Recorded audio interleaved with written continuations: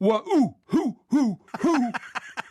That means, in Gibbon language, move away from any low-slung branch, as there's likely to be a snake lurking there. Very, very early morning sports radio for postmen, Forward.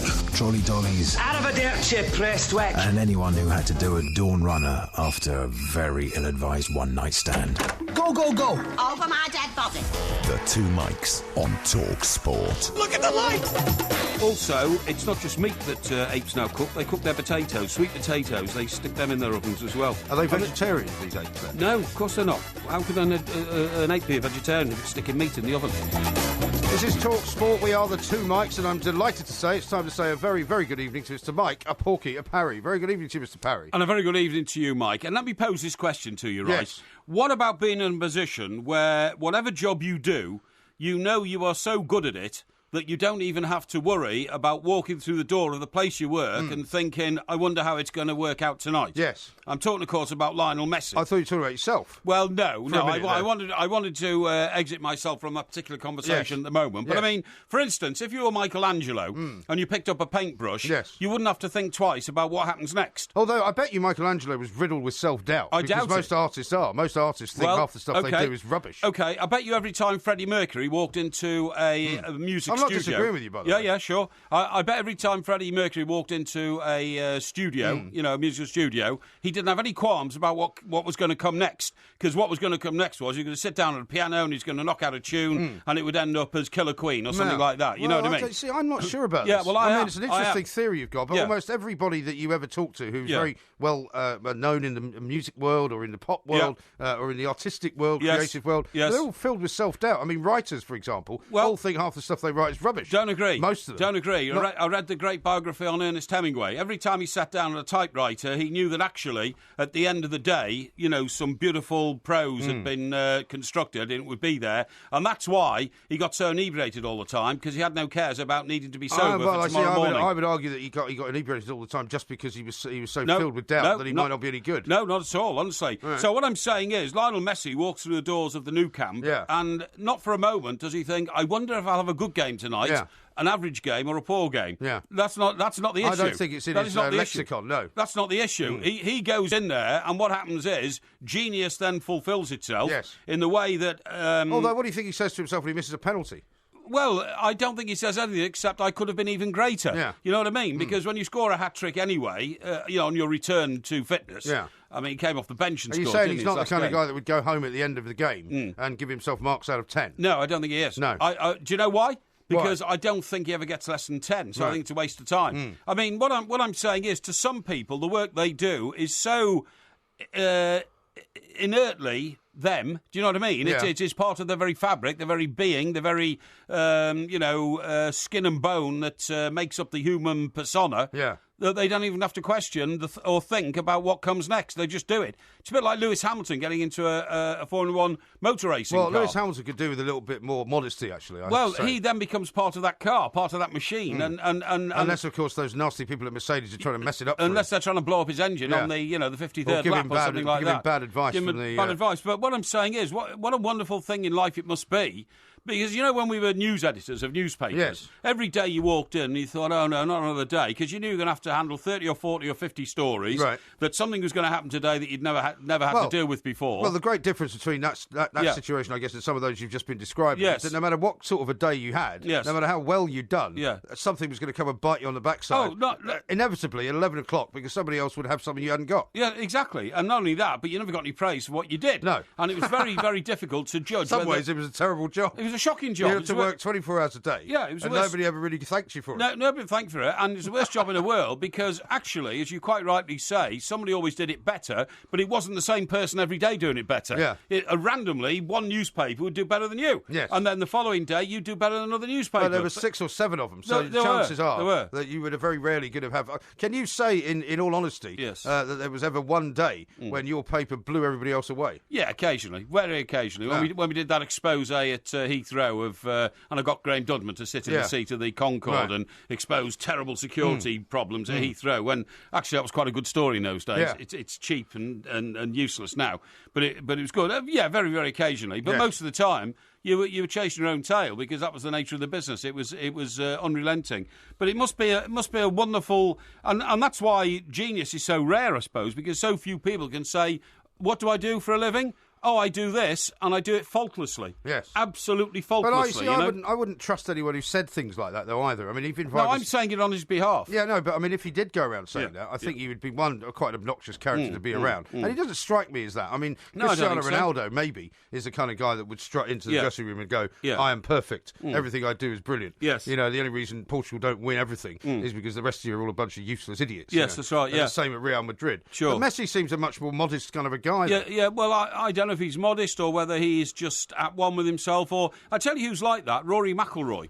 Rory McIlroy is not a boastful young man at all. No, but he's not a guy I would think either that is kind of happy necessarily with his performances every time. I don't think he's the kind of guy that walks onto the first tee and thinks everything I'm going to do today is going to be brilliant. But I bet you Tiger Woods was. I bet you in his pomp, I bet you Tiger Woods was the sort of guy who arrived at every tournament in his private jet and told the guy, just keep the engines running, won't take you long, I might be able to go home after the third day. Well, he wasn't going to go home, was he? He was going to go and do a tour of Las Vegas strip bars. Exactly. Yeah, that was he wasn't going to go straight home. Rather unsavoury. They weren't strip bars. He didn't pick up a couple of pizza waitresses as well. Well, he was insatiable, I think. He was insatiable, I think you're right. But I think strip bars were quite an important part of his life. Oh, I think they probably were, Now, don't forget, there's a big debate tonight, by the way. The second debate between Ms. Clinton and Mr. Trump. It's the third, isn't it? Is it the third? No, I don't think so. I think it is. Is it? Yeah, I think it is. Maybe it's the third. It's the third. Maybe it's the third. Third, yeah. And could be the decisive one, couldn't it? And yet... Well, everybody keeps saying Trump's blown it now, but nobody trusts the media, nobody trusts the polls, nobody trusts what people say they're going to vote. Yes. Nobody really knows. Yeah. For Hillary Clinton, it will be the political victory of all time, because...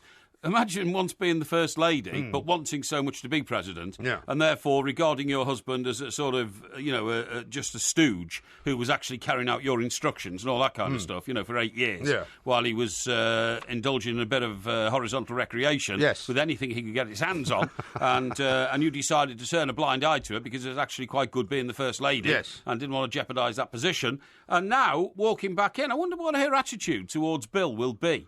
I wonder if she'll treat him like a rabid dog. Do you know what? I think she'll treat him a bit like the way that Bobby Charlton has been treated at Manchester United all these years. Rather sort of reverential. No, I don't think so. But basically don't let him get in the way of it. No. I think she will work extra hard to point out to everybody that bloke trailing around after me, who is still called Mr. President, by the way, because they are when they come out of office, he doesn't run the place, I do. And I think she'll be absolutely demonic in reminding people all the time who's in charge now. OK, no, what's my name? What's my name? No. It's Hillary. It's Hillary. What's my name? No, I don't think so. I think you've got that wrong. Because in the end, don't forget, she will want to have another term. She will want to do 8 years. Yeah. Because that's what he did. Yes, but and if she shows any sort of sign that there's any sort of, kind of crevice between them, and if their relationship is not perfect, she'll keep up the pretense that it's all fine and dandy. Oh, yeah. And that she's using him as an advisor in an advisory capacity. Yes. I mean, please get me right. I mean, publicly, they were always a team anyway, even when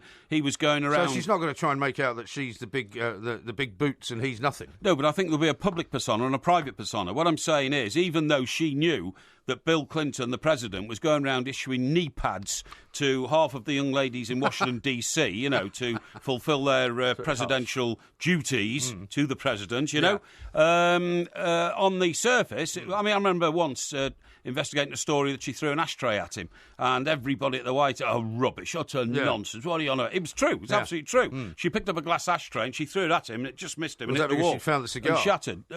Probably. It was one of those occasions, you know what I mean? But on the surface, it was all sweetness and light. But what I'm saying is, within the confines of the White House, within the West Wing, she will treat him like a dog. Yeah. And she will tell the rest of her staff, treat him like a dog. Yeah. Because, this is the man who has cheated on me so long when he was the most powerful person in the world. Well, I tell you what, The roles are reversed now. I'm the most powerful person in the world. Treat that man like a dog. I don't think you're right. I bet he'll be banned. Wrong. You're completely wrong about all of this. No, there's more ridiculousness from you. No, in the White House there is, of course, the presidential bedroom suite. Yes. I bet It'll now be for the first time filled with 2 presidents if she gets in, right? No, it won't. Yeah, it will. No, it won't. Because she'll be the president and so will he. No, she will ban him from that room. No, That's what I'm telling you. Yes, she will. Rubbish. Yes, she will. This is on a par with you thinking that the Schengen Agreement is all about the Chinese. Hang on. I bet they haven't had presidential relations of the physical order. Refreshments? For quite a long time. Well, that doesn't mean that... I reckon... That doesn't mean anything. I reckon presidential rumpy-pumpy, right, went off the old menu quite a long time ago. If you ever take the time to watch the House of Cards box set that I gave you... I'm getting through it. Have you started watching it? Yes. Well, you will see from that Kevin Spacey does not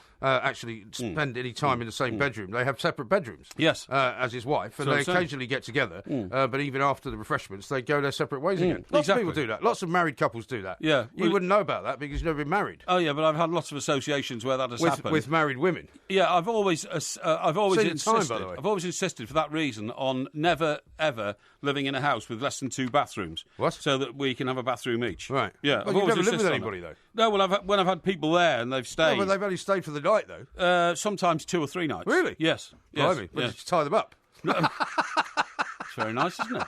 So you're in one of those sort of moods tonight, are you? Right, okay. Well, I'll tell you what, we'll talk about football in a minute. Okay, I think we should. Pull you to pieces on that one. Okay, all right. Yeah. He's obviously feeling very feisty tonight, Mr. Porky Parry. We are the 2 Mics as Talk Sport. The 2 Mics, simulcast across the UK on Talk Sport and Talk Radio.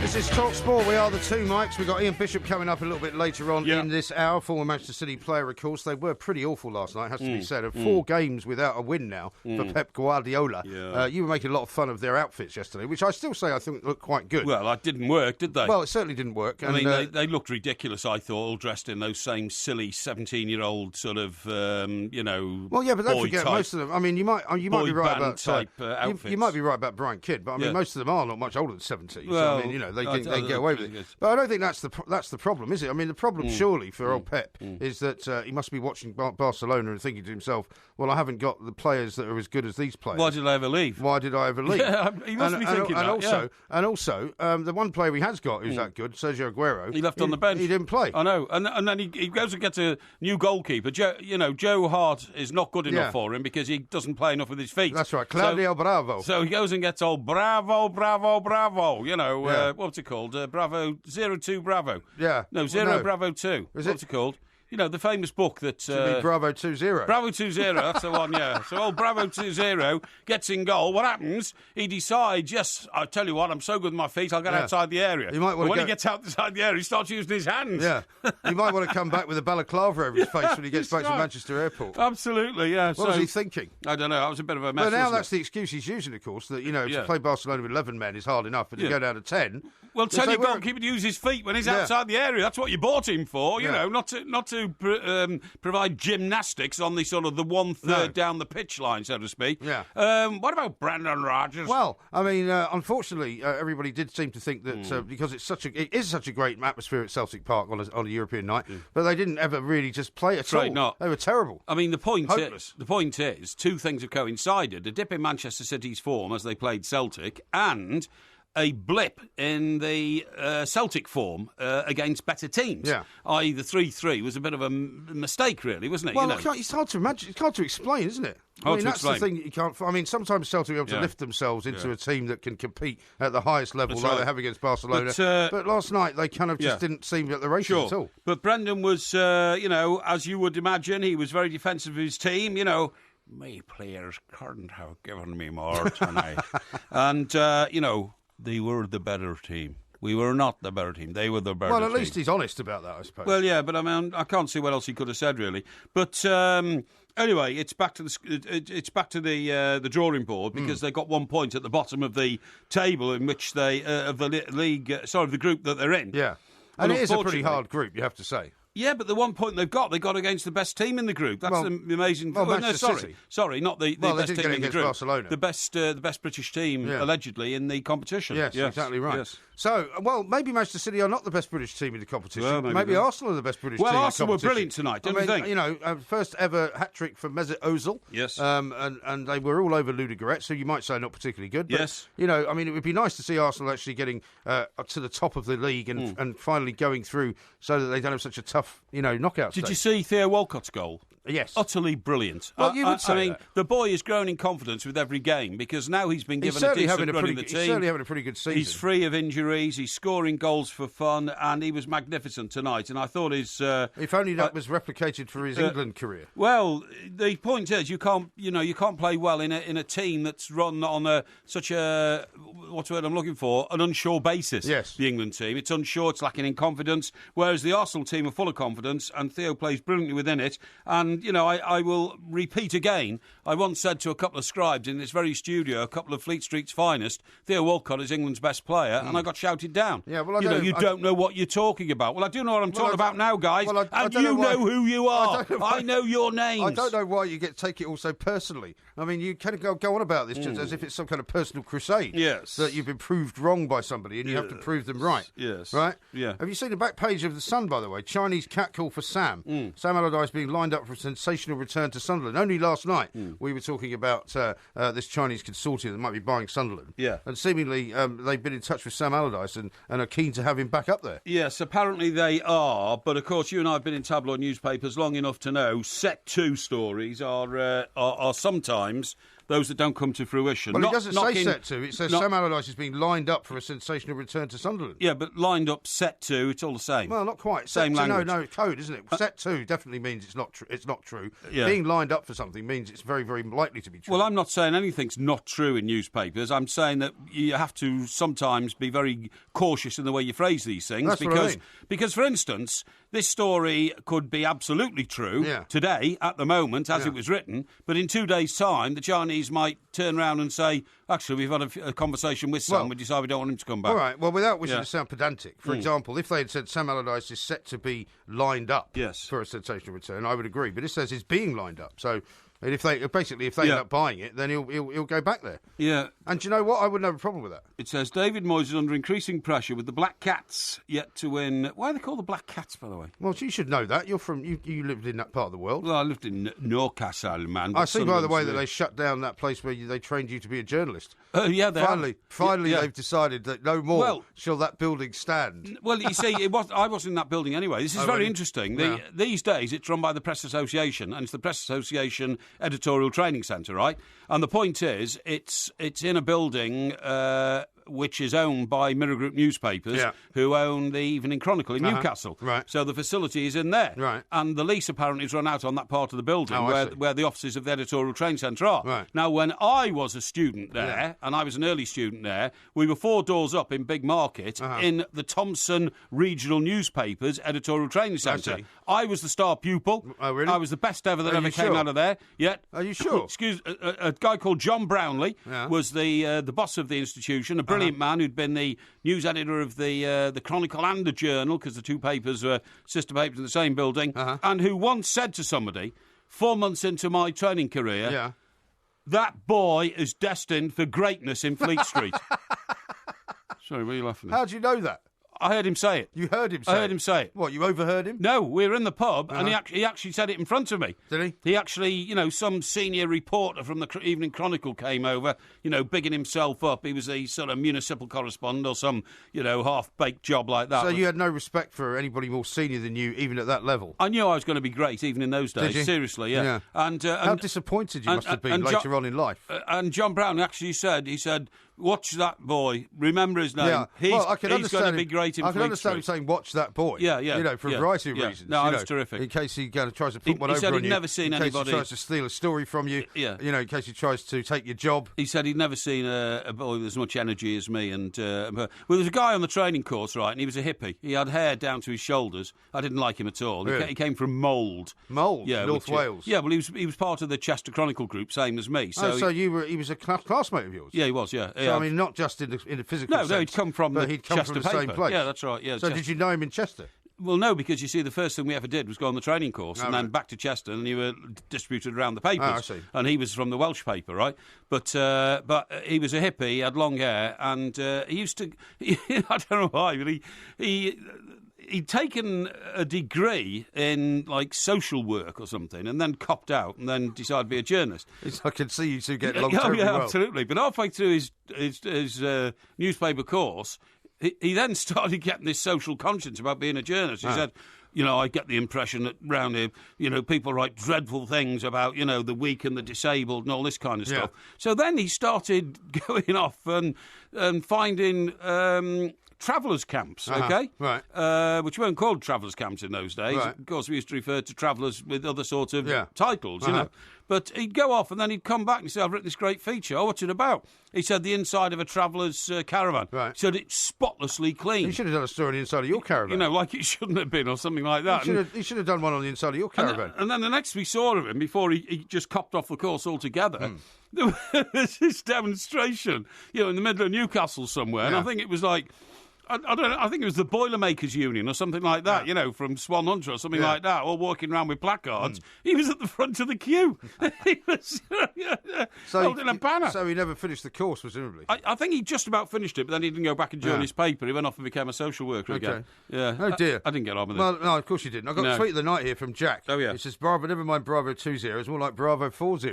Bravo Isn't that great? 40. Very funny. Well done, Jack. Lots more tweets to be read out. You can find us at the Two Mics, of course. We've got Porkyvision coming up a little bit later, which I think I'm right in saying may touch upon a very iconic Scottish comedy called Still Game. That's right. Which is brilliant. That's right. This is Talk Sport.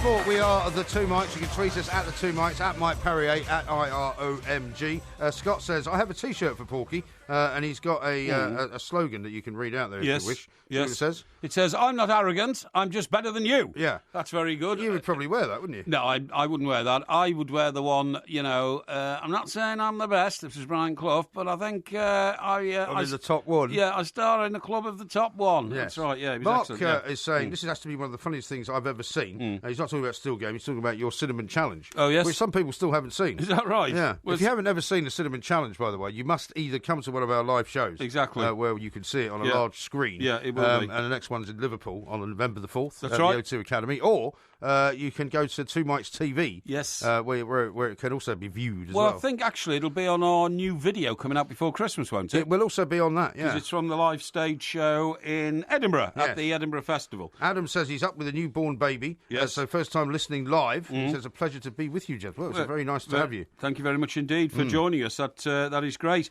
Listen, just to mention this briefly, because he's a big friend of ours, Harry Redknapp, reported a story tonight in which, a horrifying story. Harry was dropping his wife off, Sandra. She was going shopping in Bournemouth, I think it was, because he lives down there. And unfortunately, her coat or her foot got trapped in the door, and she fell onto the road, and the car moved a bit before Harry realised, slammed on the brakes, and now she's in hospital and has been treated and had a bit of corrective work done on her foot. So just want to send our best wishes to Harry and Sandra, who I see sometimes when I'm down there. My sister Jill lives down in Bournemouth, and she often tells me of bumping into Sandra when she's around the shops in Bournemouth. So best wishes to them. Yeah, it's indeed. Terrible accident, isn't it? Absolutely awful. Shocking. Now, coming up a little bit later on in this show, Ian Bishop's going to be joining us. Yes. And then we're also going to be doing a little bit of showbiz. We're going to get to the bottom of that story we mentioned yesterday about Harry Shearer, the £125 million lawsuit. Oh, yeah. Or $125 million lawsuit, by the way, over this is Spinal Tap. Yep. And so we'll find out what that is all about. Yes. And we'll get a bit of other Hollywood gossip from him as well. Bit of Hollywood gossip? Yeah. I like that. I like Sandro that. Minetti. He's our man. No. He goes to all the parties over there. He goes to all the premieres. He's a man with his ear to the pulse. Yes. Well, actually, you wouldn't put your ear to the pulse, would you? No, I'm going to read you something his ear else. To the ground. Now, you know how sometimes, I mean, I don't like to be too self-serving, but I got a very nice message from someone the other day. It was sent to both of us, actually, and it was from someone who calls himself Refind This on Twitter. Yes. And he says, I did my first marathon today, and here's a brief account of how your podcast helped me to go the extra 26 miles. And then he says, thanks a bunch. And this is what he says, right? Yeah. Basically, If I can get this round the right way. Right. I ran the Amsterdam Marathon today. It was my first and last marathon. It took 3 months of painful training to build up to. I'm not a runner, but wanted to do a marathon to tick it off the bucket list. Yeah. And aside from MG's holiday, I listened to the Two Mics podcast every mile that I trained. From hot summer days to cold autumnal nights, from sunshine to moonlight, the Two Mics kept me clocking up the miles. Today, I started without audio so I could soak up the atmosphere. When the pain set in around 10 miles in, I reached for the Two Mics podcast, and they helped a lot to get me round. Other runners probably wondered why the mad guy was laughing out loud in the midst of all the pain and suffering. Maybe Team GB should prescribe Two Mics podcast as a vital Olympic training aid. I know Porky doubts runners listen to the Two Mics, but I can't be the only one. Yeah. No revved up dance tracks for me, just you two clowning around on the air. It worked wonders. Well, that's... So he said, thank you very much. And what's the chap's name? Isn't that nice? Well, his Twitter name is not his real name. It's right. his Twitter name is @refindthis. I'm not quite sure what his real name is. And doesn't it say next to it what his real name is? It doesn't, no. No, OK. Well, otherwise I would have told you that. Exactly. Well, thank you very much indeed for that soliloquy on the benefits of the Two Mics podcast. And I would heartily recommend it to everybody. So thank you very much indeed. Yeah, indeed. And just keep on. Well, he's not going to do any more marathons, which is interesting. Now, the other thing I've got to bring to your attention, which I also got in Twitter form over the course of the last couple of days, is there's a place where we're told we should go and perform in the United States of America. Yes. Because it is called the Two Mics Tavern. Oh, where is it? Well, there's a few of them, I think. But it's the one that we're being directed to. Is in a place called Burbank, Illinois. Burbank, Illinois. Yeah, not Burbank as in where Warner Brothers are based in California. No, exactly. But Burbank, Illinois, which I think is not far away from Chicago. Will Bobcat Bob be there? Bobcat Bob might well be there. But it's a tavern and sports bar. So it could be a perfect place for us to go and do a show. Well, maybe it could be, but I mean, I think I'd prefer to stick to the Apple, if you don't mind, New York and... Well, you don't fancy going to Illinois? Well... Have I been to Illinois? You must have been to Chicago. Yeah, of course I have. Yeah, of course I've been to Chicago loads of times. Yeah, I love Chicago. I took a boat trip in Chicago once when I was there. On Lake Michigan? No, around the canals of Chicago. Have you ever done that? No. Because it was about -20, but they keep the water unfrozen on the canals by putting, antifreeze in it. Oh, right. Literally. Well, because I remember freeze. I was there once, I think it must have been around St. Patrick's Day, and there was a sort of river. There's a little bridge that goes over the river near the Chicago Tribune building. Near the Tribune, that's right. And it was green, because, they like to make it green. Is that part of the canal structure, then? Yeah, it is. And if you go around the canals, literally, you come back with a stiff neck, because all you're doing is looking up the huge buildings in Chicago. Nobody realises they've got more. No, they've got more, but they've got as many tall buildings. Well, they had as the Manhattan. tallest building in America for a long time. The Sears Roebuck. Yeah, the Sears Roebuck for a long time before they built the Trade Center. What about the Billy Goat? Did you ever go to the Billy Goat, which was a bar that was underneath? Yes, I did. Yes, it was in the sort of bowels of the Chicago Tribune building. Exactly, and it was a kind of press bar. But it was very basic. I went there a number of times. I went up there the first time to Chicago to see the guy who was the American appointed leader of the Coal Board, Mrs. Thatcher. Appointed him as leader of the Coal Board when Arthur Scargill was leader of the NUM. And this guy was American, and so he kept heading back to America. And he was Chicago born and bred. Oh, yeah. So I went up from New York to see him. And did he know you were coming to see him?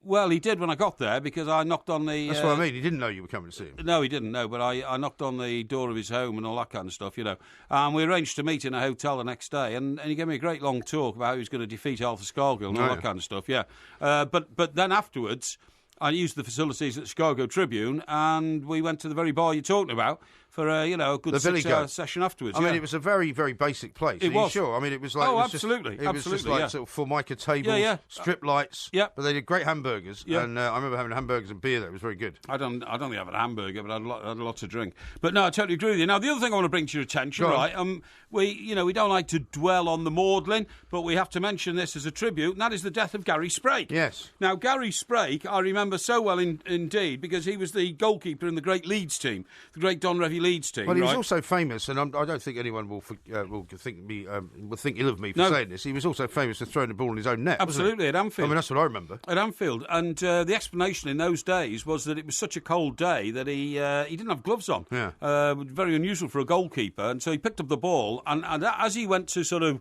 throw it over arm, so to speak, as goalkeepers do, it stuck to his hand. Yeah. And then as his arm came down in the arc of the circle and past the left-hand side of his body, the ball was released and went into the net. Yeah. It was an amazing situation. I'm not even sure if that was ever captured on film. Well, I remember seeing it. Do you? I'm pretty sure, yeah. I mean, it might have been on Match of the Day or something, but I remember seeing it. Funnily enough, I'm just looking at an obituary in the Telegraph here by Jim White, our good friend who we speak to on the show from time to time. Yeah. And it says, it starts off with that actual incident. Yeah. In 1967, he was trying to throw the ball out to Terry Cooper, who you will remember. Yes. And just as he was about to release it, he spotted Ian Callaghan closing the defender down. Yeah. So he checked the release of it, and that was where it went wrong, right? That's right, yeah. Shaping to hurl the ball to Terry Cooper when he realised the fullback was under pressure from Ian Callaghan. He changed his mind at the final second and attempted to drag the ball back towards his body, only to lose control and sling it behind him and into the net. At half-time, the strains of Des O'Connor's hit, Careless Hands, could be heard over the PA system, and fans on the Kop took this as their cue, serenading the keeper throughout the second half. Yeah. Amazing. And he never really lived that down, did he? No, he didn't. Because he was a great goalkeeper. He was a Welsh international, wasn't he? Oh, yeah, absolutely. I think he was also the world's most expensive goalkeeper when he left Leeds, believe it or not, went to Birmingham City. Oh, yeah. Became the world's most expensive goalkeeper when he signed for Birmingham for £100,000. So, and sadly, he's... how old was he? 71. 71. Yeah. And sadly, now he's died. So, have to say, he played in a great team. It was an underachieving team, that Leeds team. They only ever won the league title once. And played in Europe quite a bit, though, didn't they? Well, I remember the night they were in the final of the European Cup. Yeah, well, I'm thinking maybe they played in the Cup Winners' Cup maybe a lot, or the Cup. I think they only ever won the Cup once as well, the FA Cup, as I recall it. But I remember they played in the European Cup final. I think it was in Paris.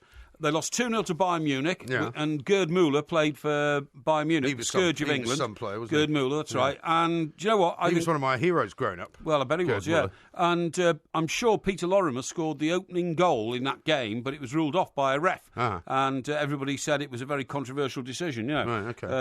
And by the way, what was great about that game that you're talking about, Leeds-Liverpool, when he threw the ball into his own net, I really miss not seeing football matches played in snow anymore. You know what I mean? Right. I mean, in those days, particularly in the north of England, if they'd called off every game where there was snow on the pitch, you'd never have got the fixture list done. Oh, I know. So the guys, they used to ask for volunteers to come on, even at Goodison Park, with brushes, and you would brush the snow off the pitch before the game. Right. And it would mount up. And they'd mark out the that's right. the lines on the pitch, but they would just have no snow. That's right, absolutely. And it was one of those sort of days, I remember seeing so many pictures of Bill Shankly and Harry Catterick and Don Revie in tracksuits, huddled up in fur coats, looking at the pitch before a game to decide whether or not the game should go on. Yeah, but you never see that these days. No, you don't. No. Well, they're all about, because they now cancel games if it's snowing, not because of the pitch, but because of the dangerous nature of the outside of the stadium, don't they? No, it's absolutely right. Daft. Absolutely right. Like just one final point on Gary Sprague. Apparently he had a biography published in 2006, an autobiography, and showing that he had a great sense of humour. Yes. It was called Careless Hands. Careless Hands, that's right, yeah. Which tells you a lot about a man, doesn't it? It does. Not Careless Whisper. No, but Careless Hands because of the Des O'Connor song. Yes, that's right. Yeah, absolutely. He was a very strange-looking bloke. He had a strange-looking face, if you see what I mean. I don't think so. Yeah, he did. It's pretty funny coming from you. No. I mean, he looks perfect. He's quite a good-looking guy, actually. Oh, he was a boy from the valleys, you know. Hello, Gary. How are you, son? Where are you going? You're going to Leeds. Oh, that's where the great John Charles played. You'll be all right there, boyo. Yeah, that's what they said to him. A great tribute to Gary Sprague. No, that's what they said to him before he left the Valleys. valleys. I don't think there's anything wrong with the way he looked. Yeah, well, he looked a bit odd, that's all. You look a bit odd, but we don't go on about it. Look, I mustn't say that about a man who's obviously a great, great footballer, and I'm full of admiration for him. Yes, okay. Well, I'm very glad you said that. Yes. Now, coming up, we're going to speak to Ian Bishop, former Manchester City player. He wouldn't have played with Gary Sprague, of course. He was a bit before his time. We'll find out what he thinks is going on inside the head of Pep Guardiola. This is TalkSport. The two mics, simulcast across the UK. Playing that well at the moment. They're down to fourth place in the La Liga, and they got beaten by a team that they should never have got beaten by, and they beat Deportivo La Coruña 4-0, who are 15th in La Liga, by the way, at the weekend. Yes. And they've just beaten Manchester City 4-0. The big question is, what does it mean for Pep Guardiola? Does it mean anything serious? Let's talk to Ian Bishop, former City player. Ian, very good morning to you. How you doing, fellas? Yeah, very well indeed, thank you. Not bad at all. Now, I mean, under normal circumstances, if you go down to 10 men in a new camp, it's not going to go well, is it? But for Pep Guardiola, no wins in 4 games is not looking great, is it? It isn't, but I think when you look his overall record since he's been there, I think he's got 10 wins, 2 draws and 2 losses. It's no real crisis, is it? Well, I'm not sure. It depends what the expectation factor is in, and the expectation factor is very, very high. Well, I've got to, I think what he's trying to do, I don't think he's just trying to elevate Man City. I think he sees Man City as a vehicle to elevate the game in itself. I think he's very innovative. I love the way he mixes things up. I love the way he plays openly. I watched the game against Everton at the weekend, yes. And it's just all out, doesn't care who he plays, he goes toe-to-toe, and that's how I like to watch football, mate. Yeah, well, OK, as a spectator, I'm with you there, but I think you'll find that the people who invest in Manchester City want to make sure they become the dominant team, and they'd like to see victories rather than entertainment. Definitely, but I think now it's early days for him, isn't he? I know he's got the resources for the future, and I think they'll see that he is the right fella for that. Yeah, OK. You look at Barcelona, they're still behind, aren't they? You've got to admit it. Anyone who watched the game, you've got to see that they're still man for man. They're still behind probably the best team in the world right now. Yeah, no, you're right, yeah. Oh, okay. That's certainly true. But I see what you're saying, Ian. I think, we saw the pictures of the outfits that they all had yesterday and the fact that Pep Guardiola is trying to bring maybe a different style of football. But in terms of the results themselves, drawing 1-1 with Everton, drawing 3-3 with Celtic, losing to Spurs because Spurs seemed to play a type of football that Pep Guardiola tactically couldn't handle. And then to lose 4-0, I know that because they went down to 10 men. But, the last 4 results, you'd have to say, regardless of how they played, are not, I don't think, what you'd expect from the best team in the Premier League, supposedly.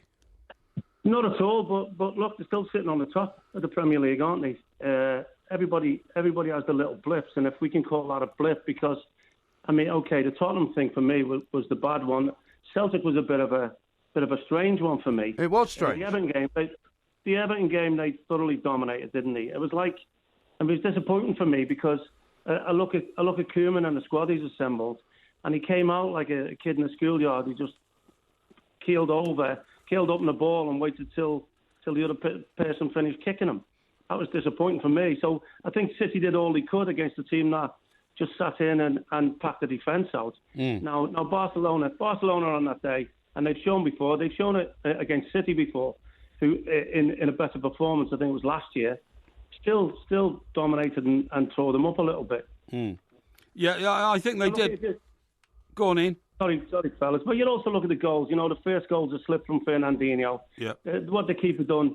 It's one thing getting your keepers to be good with his feet. Neville Southall was for me the best I've seen, even in today's game, playing out. He could have played centre half, Big Nev, but he never overdid it. That's the keeper's decision himself. I understand Pep wanting the keepers to be able to play. If you look what Barcelona did, they were trying to draw them in, playing too deep in my mind, getting the ball too deep. But what they then do is when City pressed, if he finds that next line of players over that first line of City attackers, you're done, aren't you? When you find Suarez, Neymar, Iniesta, Messi, if they can get that to them, that's why they do it. They were just a little bit more competent at doing it. Now, I think the keeper could have stepped back and Suarez had stopped. I think he could have let that run back into his box. But there's this big thing now about keepers being good with their feet, and he's just overdone it. He's overdone it. And then the next goal, they're giving the ball away again stupidly. And even for the fourth goal, I watched Otamendi with Neymar picked it up wide. Otamendi sort of chased across the field as if someone was holding his braces. And then when it got into the box, he's made a half-hearted attempt to close him down, let him skip inside and get the fourth goal. I'm sure Pep's looking and said they could have all been avoided. Well, he's more or less saying, is he not, yes. that, when they went down, it was only 1-0 when they went down to 10 men. Exactly. And that was why it all kind of got away from them. Yeah, they still look more dangerous when they got forward, though, didn't he? The times, City had a couple of half chances. I know John Stones had 2 individually, one header and one a rebound from, I think it was Kolarov's free kick. Whether that got them back into the game, whether that picked up the momentum, I don't know. It seems to me like I said, man for man, I don't think Raheem Sterling really got into it until the last 15 minutes when he decided to run at people. So I guess the question is, Ian, if indeed the project is finally now found the right man to head it, if you like, because City have had, Roberto Mancini, they've had a couple of other people there as well. Does it mean that if he is the right man, can they be a dominant force in Europe? Because, obviously, as you said, there's still. I mean, Barcelona are a fantastic team. Real Madrid is still a fantastic team. Bayern Munich is still a fantastic team. How good, or how long is it going to take for them to get that good? I suppose is the question. Well, I think he'll find it. I think it'll take another 2 years before they really have a sniff of that, winning that Champions League. The other managers before them both had success. Both had success, but I think they want the success with a certain style as well, and I think that's why they brought them in. How likely do you think it is they're going to win the Premier League game? Because I think Spurs are looking like a better contender. I think Arsenal are now fulfilling some of the potential they've been building up over the last 2 or 3 years, and you can't write off Liverpool. No, I mean, I said Liverpool or Everton will be dark horses this year. Right, good. The acquisition. With Clark, Koeman coming in, and the players that they've acquired. Yeah. I think Everton's front four are as good as anybody. Yes. Which is what surprised me, the way he approached the City game. I think when you've got an attacking force like that, you just go out. Yeah. You go out and play the way you play. I'm not so sure about Tottenham, mate. I really think a little bit like Arsenal that they have a soft underbelly. Really? Really? How interesting. Well, they also haven't got the squad, have they? And they may run out of juice sort of coming towards the end of the season. Yeah, that's true. Yeah, well, yeah, they did last season, didn't they? They did. They blew it, didn't they? With 6 games to go. They could have taken it, and they didn't. They folded under pressure. That's the problem. That's the problem in life. We shall see. But, I mean, if a lot of people watch how Spurs played against City and to try to do the same, will that not make it more difficult for Pep Guardiola to experiment quite as much as he does? Because he will be under pressure to have a good result at the end of the season. I mean, presumably the owners will expect him to either win the Premier League or come second or win the Champions League or something like that. It's all very well to experiment, but if he doesn't come up with some trophies at the end of this season, they're not going to be happy, are they? Yeah, I don't think Pep will change his ways too much. I think you're seeing in the Man United game, and I was asked before that, I think I came on the show, that it'll be Mourinho that goes more tactical than Guardiola. He'll want to go out and with a little bit of flair to go out and play his normal game, and that's exactly what happened. I think he'll stick like that. I don't think, on the other side of that coin, I don't think Spurs can adjust too much to too many different teams. They found a City way because that's been a Barcelona way, which everybody's been looking at for the last 4 or 5 years, and maybe people would come up with a way of stopping that. Now, I think the big factor with City is if they go a goal up when teams have to really come out at you. Sure. Well, listen, Ian, thank you very much thank you for joining us. We're coming in and out of the phone lines there, so we'll leave it there. Yes. Thank you very much indeed. Some big games coming up, of course, this weekend, Monsieur Parry. I think Manchester City are taking on Southampton, which is the Sunday game. Yes. Chelsea, Man United is a Sunday game as well. That's a big one. Very, very interesting as well. Obviously, Jose Mourinho's return to Stamford Bridge. Indeed. And Everton... Burnley. Are at Burnley. 3 o'clock Saturday. We were only talking about Burnley last week, weren't we? Burnley. Did Burnley not get voted the best place in the world to live? The best place in the world to live. And Michelle Dykes moved there for that reason. You know what I'm telling you? My team of lads are great. You will, of course, on Saturday be on the warm-up with an old compadre of yours. Because, I will. I'll be away. Yeah, now we should tell the audience this. You're pushing off for a week's holiday, very very correctly and rightly, because it's half-term. It is half-term, and you're taking your children away for a break, which is a good thing. It is a good thing. Good fathering, so thank you very much. Pay tribute for that. Thank you. So it means that the warm-up... I'm finding it very hard to get used to the new you, you know. No, that's okay, don't worry. Yeah. So on Saturday, I'm delighted to say that I will be... reunited, I'm saying. Reunited and realigned with Mr. Andy Townsend. Yes, which will be terrific. Who is a very old friend and old colleague, and we used to do the show together, mid-morning show for a number of years, and yeah, it'll be great to reminisce with Andy and get stuck into the issues that are going to dominate this week on Saturday at 11 o'clock. Absolutely right. Now, a couple of people have got some things to say. Sir Daftalot, as he calls himself, says that Leeds United won the title twice, Porky. He just wants to point out. Leeds United, under Don Revie? He doesn't say under who, he just says they won it twice. Yeah, well, I'm sorry. It must be that team, surely. No, I will correct him. They won the title under Don Revie in 1971, was it? But anyway, they won it once under Don Revie. Could have been 69. Right. And then, the only other time they won it was under Howard Wilkinson, the year before the Premier League started. They took it off Manchester United in the last 2 games. It would have been Ferguson's first title in 92, but Ferguson had to wait till 93. Right. And it was the Howard Wilkinson team which contained the now Scotland manager, Gordon Strachan. Gordon Strachan, yeah. Okay. And was Eric Cantona still there, or had he gone? I think Cantona played in that one season when they won it, and then they sold him at the end of the season. Wilson sold him to Manchester United. Because they had a few players like that. Rio played for them for a bit as well, didn't he? Yeah, but he never won a title with them. He played with them after coming from West Ham and then went to Manchester United. No, the lad who was the star striker was the lad whose wife had that terrible injury. Leslie Ash. Leslie Ash. Yes. Her husband was Leeds United star striker when they won the league in '92. Yes. What was his name? Can't remember. I can't, but he owned a bar in Mayfair. Yeah, he still does, I think. And he still does, I think. Yeah, that's right. Yeah. Speaking of bars, BD says the Billy Goat was the bar that the famous Mike Royko used to drink in and dominate. Yes, that's right. Remember Mike Royko? Yes, I do. Yeah, I do. He was a very sort of bullish columnist. That's right. He was indeed. For one of the papers in Chicago. Yeah. We got lots more to do. Don't forget the Trump-Clinton debate coming up. Number 3 is going to be up. We'll keep you sort of abreast of what's being said on that as well. Because last time there was a lot of complaints that Mr. Trump was basically trying to kind of bully Ms. Clinton by coming and standing near her. Yes. So I don't know what the format's going to be, whether they're going to be standing stationary or whether they're going to be walking around. We shall see. We've also got Porkyvision coming up as well. Sure. And a bit of Showbiz in the next hour too. Yeah. This is Talk Sport. Yeah.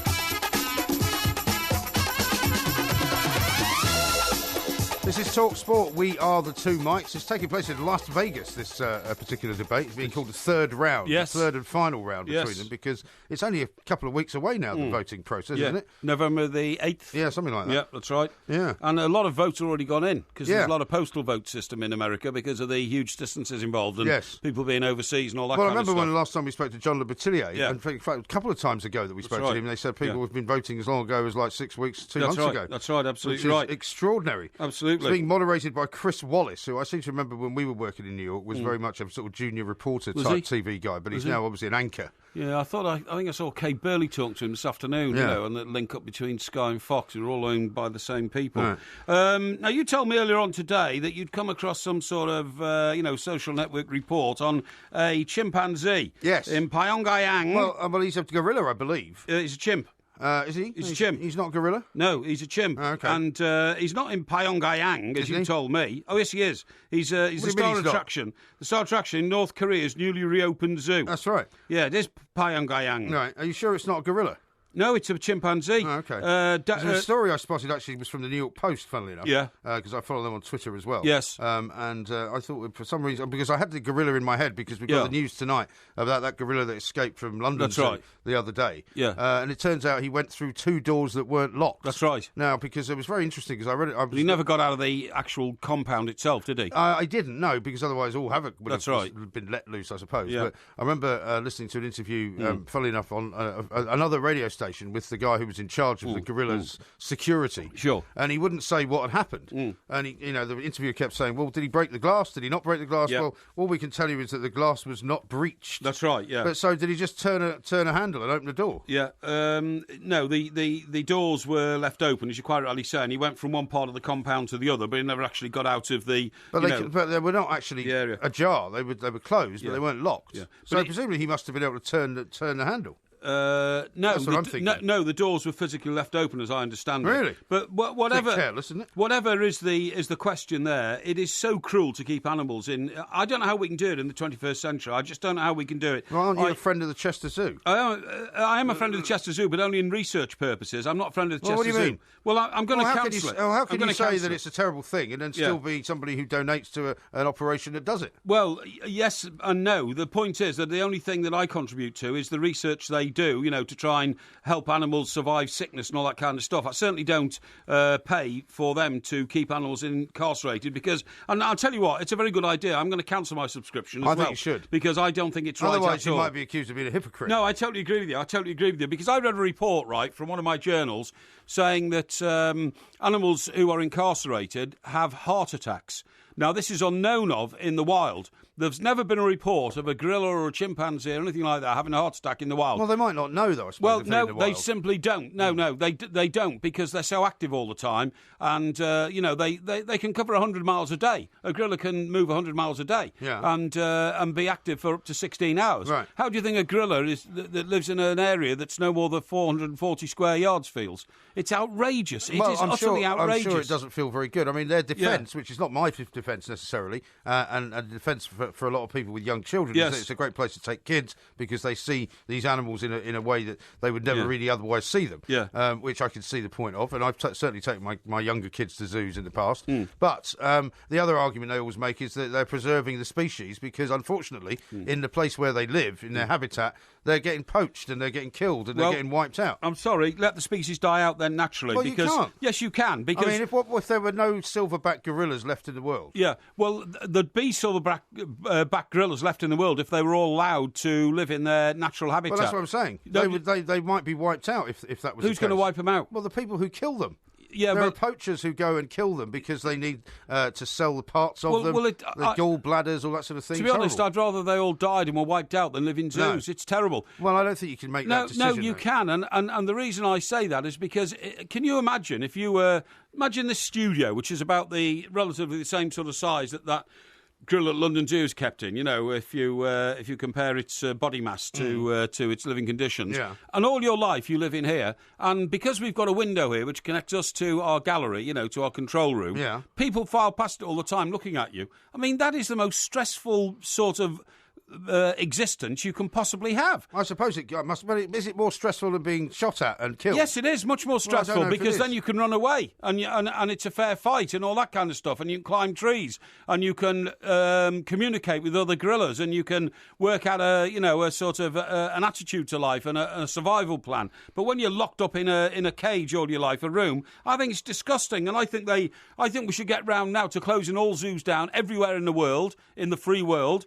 And this chimpanzee the one here, in North Korea, right? It's called Dale. Apparently, she's 19 years old, I should say. Yes. And the zookeepers throw her a lighter every day. That's right. But she lights her own cigarettes. They've gone mad, haven't they? Well, you might say that. I mean, there are lots of strange things that go on in North Korea. It says, while it's a trick that would horrify zoo visitors in the West, crowds in the communist dictatorship roared with laughter as Dalai sat puffing away yesterday, egged on by her trainer. He also prompted her to touch her nose on command, bow and do a simple dance. Dele's treatment raised a serious question about animal welfare at the zoo situated in the capital, Pyongyang. Yes. They also have apparently a very odd thing called the dog pavilion in this zoo, which has everything from Alsatians, German Shepherds to Shih Tzus, right? Yeah. And it has performances as well featuring other animals trained to do tricks. So it's kind of a cross between a zoo and a circus, really, isn't it? Yeah. A monkey that slam dunks basketballs, dogs that appear to do sums on an abacus, and doves who fly around a woman who's gliding along on roller skates. Yeah. Renovations at the zoo began in 2014 as part of dictator Kim Jong-un's. He's the guy who looks like looks like a 14-year-old boy with he's got plastered down hair. It's a strange haircut, Yeah. According to its official history, the zoo started off with only 50 badgers in 1959. Strange report that. Well, it is, but I mean, as I said, there are many strange things. I mean, you're the one that's told me that they eat bark in North Korea. So I mean, the fact that they've got a smoking chimpanzee. No, they do. People eat bark off the trees because they're starving to death. Got to remember that North Korea is one huge prison. And only a very, very tiny part of the population, less than 0.5% of the whole population, have enough food to match a Western diet every day. Yes. The rest of the country are starving. The rest of the country are downtrodden, oppressed, beaten, and sent off to gulags if they so much as raise not enough smiles when speaking of the mighty leader. It's an horrendous country. It's the worst country in the world. It should be wiped out. Well, how do you mean wiped out? Well, I think we should do something about it. Well, so now you want to shut down you've come in with a lot of campaigns tonight. You want to do away with all zoos in the world, despite the fact that you're a contributor to the payment of one of them. And you also now want to wipe out an entire country. The only reason I'm a contributor to one of them is it's because I come from Chester and I thought I'll support Chester institutions. I'm a friend of Chester Cathedral. Yeah. Now, I'm not going to stop giving to Chester Cathedral. They don't keep animals in there, do they? No, they don't keep animals in there. And I'm not going to stop giving to that, right? But I do agree with you. I must review my contributions to Well, I think tomorrow Chester night Zoo. when you come in, Yes. You'll have to have told us that you have forthwith. I think that's a very what good you should idea. do is ring them up because they should know. Because they should know why you're doing it. You shouldn't just do it anonymously. Oh, well, right. You should ring protest, them up. You should ring them up and say, in the light of what my view now is on zoos, I'm withdrawing my friend of Chester status, and I will no longer be contributing to the ghastly business that you people are in. I think that's a very good piece of advice. Thank you very much. I will definitely be taking it up. Now, all I can tell you about Clinton and Hillary is that they came out on stage and did not shake hands with each other. Right. So I think it's going to be a pretty frosty encounter, I would say, by the looks of things. Coming up next, we're going to talk about the Porky Jinx. Yes. This is Talk Sport. Yes. The Two Mics, simulcast across the UK on Talk Sport and Talk Radio. Hey! The sun goes down like a bad dream. You end up tight, gotta let off steam. They say they can break you again and again. If life is a radio, turn up to 10. These are crazy, crazy, crazy, crazy nights. These are crazy, This is Talk Sport. We are the Two Mics. We're going to talk to Sandro Manetti, who I'm sure is watching the televised debate, the third debate between Trump and Clinton.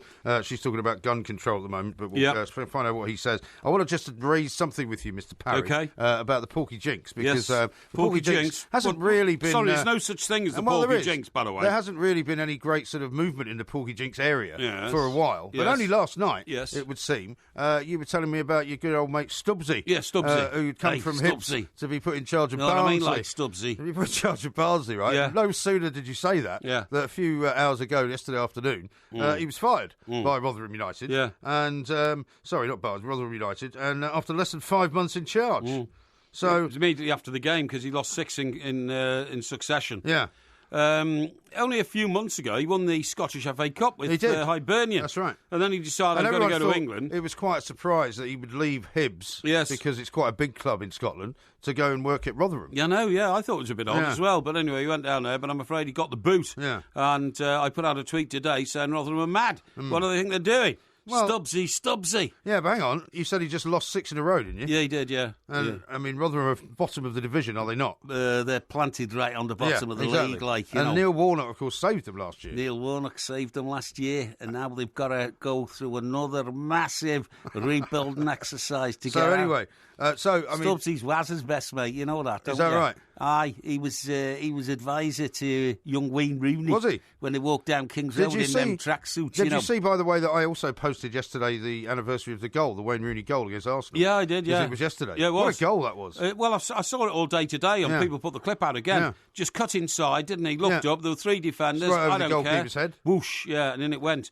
It was terrific. Anyway, I always get people attacking me when I'm talking about Wayne Rooney, so I'm going to change the subject. Well, anyway, don't mention any other managers, I think, for a few days, just so that things the dust can settle. Well, we don't want anybody else getting chucked out of a job. The allegations against Neil Warnock are fantastic. I mean, they've published in newspapers, so we can happily mention them. But the allegation is that... Well, he's denying them all, of course. Of course he's denying them. Yeah, he says it's all rubbish, and there's no evidence whatsoever that there's any justification in them. But a lad called Punchy, and he used to play for him at Crystal Palace years ago. But is he not also a guy who made an allegation about Neil Warnock in the past and had to withdraw it? The original allegation, the only reason that it's come up again is that in the House of Commons, an MP under parliamentary privilege repeated the allegation from years ago. That's what I'm saying. They can do that, but we can't necessarily. No, we can't. So you're absolutely right. No, I'm not going to. Good. I'm not going to. Now then, I want to tell you, who do you think are the friendliest... Who do you think? No, who do you think are the friendliest animals in the world? The friendliest animals in the world are probably dogs. Well, no, I'm going to tell you now. This is going to be a surprise. Yeah. They are magpies. Magpies are not friendly. They are. No, they're not. They are. They're friendly to each other. Well, they might be friendly to each other, but they're not friendly, generally speaking. Do you know what they do is when they move into an area, they get rid of all the other birds, right? All the other birds fly away because they're frightened of the magpies. Yes. They're quite big. Yes. They steal from other birds. They take eggs from other nests and eat them. Yeah. I mean, they're horrendous creatures. No, they're not. And they're magnificent-looking animals as well, aren't they? They've got a beautiful coat, haven't No, they? I disagree. I think they've got a beautiful To me, they're coat. not much better than pigeons. Do you know what you call a group of magpies? I don't know. It's not a murder, is it? It's a murder of crows. No, isn't it? it's a gulp. A gulp? Yeah. Honestly, Really? a gulp of magpies. What, GULP? Yeah, GULP. Right. Or a tittering of magpies. Tittering, yeah. Or a mischief of magpies. Actually, I've heard that one. That's the one I've heard. Mischief of magpies, okay? Now then, what they discovered is that internally, in family units, they are fantastic. This came from one of my journals. An ornithological one. Yeah, an ornithological one, written by scientists at the University of Vienna, have found that magpies are as generous to their peers as small children or large apes. It's the first clear evidence that birds are capable of unsolicited altruism. The magpies have been observed delivering food to others in their flock without being asked. If they see distressed younger birds, like chicks, and their parents aren't there, they go and feed those chicks without being prompted by anybody else. What does it say about them stealing eggs from other birds' nests and completely scaring off any other species of bird from whichever area they're in? Well, hang on. Until very recently, many researchers believed that this sort of selflessness was a unique human characteristic. But experts in Switzerland have demonstrated that the behaviour is widespread among primates and has now been discovered in the magpies, OK? They say it may be even more common among animals, per se, than ever believed before. Per se? Yeah. What do you mean? Per se. Per se? Yeah, and more research must be done. In the past, Yeah, per se. Yeah. Now, what happened was scientists came up with a seesaw device. And it allowed 9 azure-winged magpies. Sorry, what's your problem? A seesaw device? Do you mean a seesaw? Yeah, that's right. Well, it's not a seesaw device, Well, is it? it's a device which is a seesaw. It's a seesaw? Yeah, right, seesaw. Yeah, OK. And it allows 9 azure-winged magpies either to feed themselves through the bars of a cage or to leave the mealworms they're provided for them for another bird to eat. OK. They found that the birds were consistently good at giving food to others, even though they were not relatives and did not seem to give any cues that they wanted to be fed. But these were other magpies, though, right? Because they're not very friendly to other species, is what I'm saying. Well, it doesn't. I'm telling you that because I know that. Because I mean, if somebody calls you a magpie, yes, it's not generally thought to be a good thing. No, it means you're a thief. Yeah, they steal things. In fact, do you remember David Montgomery, who used to be the editor of the Today newspaper, and in fact, chief executive of Mirror Group newspapers. He was for a while. Yes. Yeah, not when I was there, unfortunately. No. But he used to be called the Magpie of Fleet Street, right? Because basically he used to nick everybody else's stories. Yeah, that's right. Yeah, and he then did, run them in Today. Yeah, he did. Yeah. In fact, Sir Nicholas Lloyd told me he was our boss of the Express. Who used to be his boss, didn't he? Yeah, he used to be his boss because Nicholas was the editor of the People. Yeah, and his deputy was Dave Montgomery, and also the News of the World. And at the News of the World as well, you're absolutely right. Yeah, that's right. And he said what used to happen was that, you're absolutely right, on a Saturday night, of course, that was the only day that was a publishing day for Sunday newspapers, you'd get your paper tied up and then you'd all repair to the editor's office and get absolutely bladderated on, cases of free wine and loads of food. They used to do quite a lot of spread of food as well. Yeah, a big spread of food and all that coming, all that kind of stuff. And this was all, great stuff between about sort of 7:30 and 10, and then the first editions of your rivals would arrive. In fact, it was earlier than that, wasn't it? They used to arrive about 8:30, 9 o'clock. Yeah, 9:30, something like that. 9:30, something like that. Because when the Express became a 7-day operation, I used to be there on a Saturday quite a lot. We'd go out for dinner. Yeah. Myself and the editor, a couple of other people. That's then we'd come back. Yeah, absolutely. The editor of the Sunday paper, you mean? Well, no, it was a 7-day. It was Richard Addis. He was the editor of the whole lot. Oh, was he there on a Saturday as well? Yeah, well, he made it. They made it into a 7-day operation. Oh, I see. Where'd you go for dinner? We used to go to various places. Sometimes up into town. Yeah, right. Sometimes just locally around sort of Southwark. Yeah. We used to go to. We used to quite often find ourselves in sort of Pall Mall kind of area. That's right, with the chauffeur-driven Jag. Yeah, that's right. Yeah, which makes life a lot easier. Of course it does. You don't have to worry about parking. No, exactly. Or looking for a cab on the way back. But anyway, nice. So what would happen was, and it would say that the problem was, the minute all the other rival papers arrived, Montgomery was out of because he wasn't a big drinker. In fact, he was hardly any drinker at all. No, but he was one of these sort of Presbyterian types. Oh, yeah, he was Ulster Presbyterian Unionist. Fanatic sort of thing. I mean, fanatic in lifestyle. Well, his best mate was that guy who was the PR for British Airways, David Burnside. That's him, yeah. Yeah, absolutely. Yeah, the two of them together sort of tried to run... bowler-hatted brigade. They sort of tried to run the world, didn't they? But Nick said everything was fine until and Montgomery would only have like half a glass of wine, literally. Everybody else was sloshing back bottles of it. You know what I mean? And when the rivals arrived, then he would slip out while everybody else was intoxicated and literally order the sub editors on the back bench to steal every other story in every other paper that was any good without them being checked. Yeah. I'm not accusing him of being an incompetent journalist. No. But he would leap onto them and make sure that they, in some form or fashion, they then appeared in their paper. And Nick said his biggest job of the week was going out there and literally wrestling him to the ground to stop him, Well, it was often the case, wasn't it, with people who came up through what if for want of a better word, the production side of journalism. Yeah. People who hadn't ever been reporters, people who hadn't ever been out there actually getting stories on the road. That's right, who would often end up running newspapers, but they weren't ever actually very good at picking news stories because they didn't sort of have the instinct to know whether it could be true, whether it was got this way or that way, or you know what I mean? Yeah, how did this come about and all that kind of stuff. By the way, I'm just going to interrupt you because Donald Trump has been talking about how they need to have strong borders, right? Yes. And he just said, we have some bad hombres here and we're going to get them out. Hombres, there's a word you don't hear very often. If you're a hombre in the United States of America, you better watch your boy. We're coming after you. We got you now. Yeah, we got you now. So all that was very interesting indeed. Yes, but anyway, as far as magpies go, I appreciate your delving into the area of magpie sort of sociability. Yes. However, I would say to you that whenever you see a lot of magpies in an area, you don't see much else. Yeah, so they're kind of a slash and burn mentality for any other creature. But you're taking them at face value, mate. No, I've actually studied and researched their lifestyle. But as ever, I've actually got on-the-ground experience of it, so I'm telling you that they are not very nice creatures. Indeed. Do you know 32 bell ringers have been sacked at York Minster? Yeah, that happened last week, I think. Yeah. And they're not going to be reinstated, so they're going to have nobody to ring the bells at Christmas. Well, now, you see, the first story that emerges from this, because I keep a very close eye on these ecclesiastical matters, being a friend of Chester Cathedral, it says the 32-strong team, aged from 11 to 70, were told in a 9-minute meeting that their agreement with the York Minster had been terminated with immediate effect, get out, and all this kind of stuff. And it's all a bit sort of drastic, isn't it? Well, that was the first report, and then after that, reports started coming out of all sorts of allegations of bad behaviour and, things going wrong. When you say bad behaviour, do you mean sort of horizontal recreational type bad behaviour?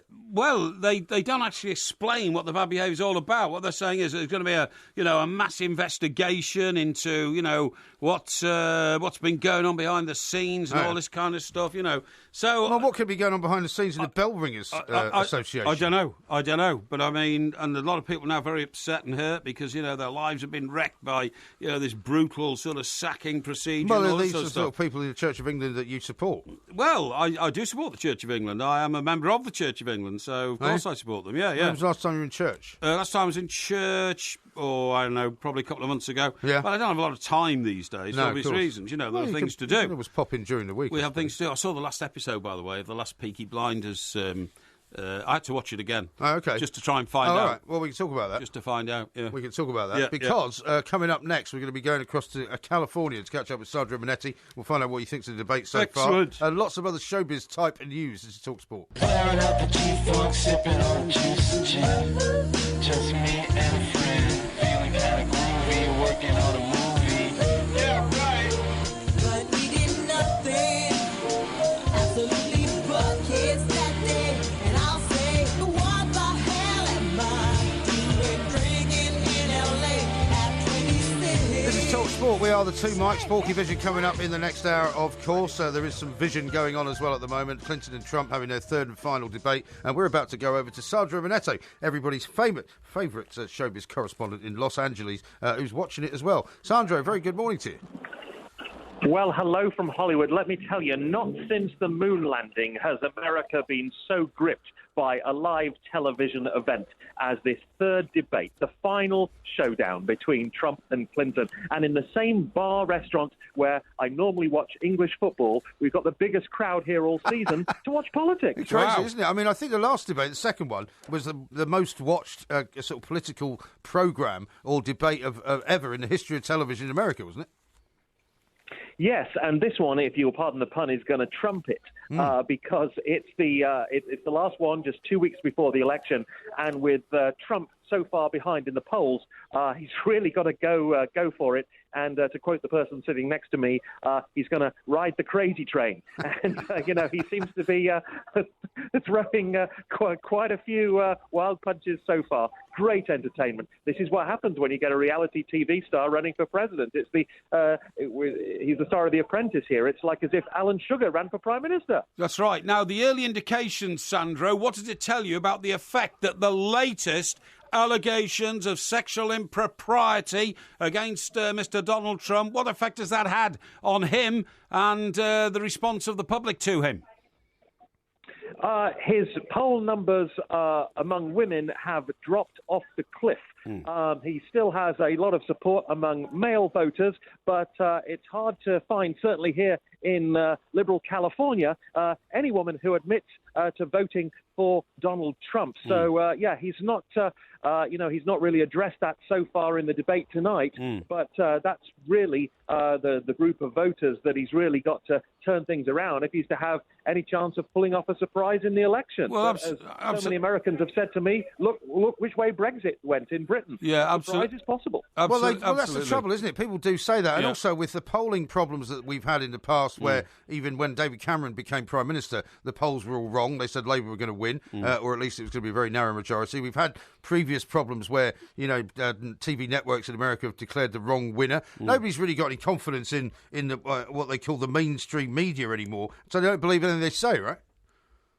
No one wants to tell the pollsters, especially here in California, they're a Trump fan. It's like saying you've got a sexually transmitted disease. It's not something that you really want to broadcast. So what they tell the pollsters and what happens in the voting booth could be significantly different. But just watching the reaction of the audience, it's completely flat when Hillary Clinton speaks, and when Trump says something outrageous, there's a huge noise here in the crowd. It's like the scoring of a goal in the football match. Yeah. So you do think that this is connecting with a lot of people on some level. So it's going to be the most fascinating election of our lifetimes, I believe. Indeed. Now, Sandro, if Mrs. Clinton goes on to become the President of the United States of America, we'll have two presidents in the White House at the same time, because he holds the title, of course, for life as Mr. President. I said that she will then treat Bill Clinton like a dog. She will ban him from the presidential bedroom. She will tell all the staff in the West Wing, you know who's in charge now, and it isn't that man who can't keep his zip up, and she will actually punish him for all his sexual improprieties in the past. Do you agree with me? Well, there's certainly plenty of spare bedrooms in the White House for him to sleep in if he gets exiled from the marital bed. Yeah, and she'll especially if Barbara Streisand or somebody like that calls round, you know what I mean? Even every day there is a new rumour about some high-profile female personality that Bill Clinton has supposedly slept with. Allegedly. Allegedly. Well, you have to say allegedly. Why do you have to say allegedly? Well, just in case. Well, there is. Yeah, why do you say allegedly? There's a new allegation every day in the press. The latest one is former Entertainment Tonight TV host Mary Hart. And every newspaper you open, it's like another woman linked with Bill Clinton. So it'll be interesting to see if she's going to be the family values, the secure marriage president. I think she will. I think she will. I disagree with Porky here, because I think she'll want to do 8 years. If she gets in for 4, she'll want to do another 4. So I'm talking about behind the scenes. I'm not talking about publicly. Behind the scenes, she will treat him like a dog. Well, yeah, but this is another one of your typical kind of allegations that you can make that nobody will ever be able to prove. Well, I'm sorry, mate, but I have my inside sources. Anyway, this is a much more... Rather than treating him like a dog, perhaps you should put him in charge of the economy, because whatever you think of Bill Clinton and his morals, the American economy took a huge recovery in the 90s when he was in the White House. So maybe distract him from the ladies and let him focus on the economy. I wouldn't take any lessons in morality from the man sitting next to me, by the way. But that's another story. What about the other great conspiracy theory which is doing the rounds, which is that Trump has now more or less accepted that he's not going to win the White House. However, what he is going to do is start up a Trump television network, because the amount of people that now support him and the way that he looks at the world would make it quite a good rival to Fox. And let's not forget that one of his... Fox out of business. Well, he might try. And Roger Ailes, of course, who was the head of Fox, is now on his campaign. Michael Moore has a theory on this. He says that the whole presidential campaign by Trump is an attempt to get his salary up with NBC when he returns to primetime television after the election. For the last series of The Apprentice, he wanted $6 million per episode. Yeah. That's 6 times more than the cast of Friends were each getting when that was the #1 show in the country. But believe me, if he wants to return to primetime television, he can charge $60 million an episode, because he does have a huge audience. And when Trump loses, if he probably will, if you believe the polls, then he's going to be the most desirable figure on television. So whether he starts his own network or goes on existing television, there'll be a huge bidding war for Trump. It used to be that losing candidates would try and sell their book. No. In this modern era, it's they try and sell their TV shows or their TV stations. No, I think you're absolutely right. Incredible stuff. Now, we've got to talk about the Kardashians because apparently Khloe Kardashian, who Trump once called a fat piglet, and the ugly one, has apparently said that she's not going to vote for him. But what about Kim Kardashian after that terrible business in Paris? What's going on with that? And are they, as Kanye West said, tracking down the villains? Well, it's Kim Kardashian's 36th birthday on Friday, and normally every Kardashian birthday is a huge celebration and media opportunity, usually held in a Vegas nightclub where Kim gets $1 million appearance fee. However, this year, no, she's staying home, just a quiet, intimate dinner with her close inner circle because she is so traumatized, rightly so, by that horrible ordeal where she was robbed at gunpoint in Paris, that she's keeping a low profile, which for someone who has 2 selfie consultants on the staff is something very new. And she's not even going out for Halloween. That was always her big dress-up event of the year. She is undergoing therapy at the moment to try and cope with the trauma of it all. And filming has been suspended on Keeping Up with the Kardashians. Who knows if there'll even be another series? That remains to be seen. And as for whether they've tracked them down, no, I don't know if Inspector Clouseau is on the police force there in France. Well, we haven't heard. It's all gone very quiet on that front, and it's. I could come up with a better title for the Kardashians, but it's probably not very wise for me to say it. Let me ask you very quickly, Sandra, about this Spinal Tap lawsuit, because we talked about it yesterday on the show. Yeah. It seems extraordinary that a guy has waited this long to decide that he's owed $125 million. Yeah. But I mean, how much did the film actually make? Well, you're talking about Harry Shearer, the co-creator and star of Spinal Tap, who played Derek Smalls, and how much the film actually made is open to a lot of debate, because we're talking about ancillary revenue, spin-offs.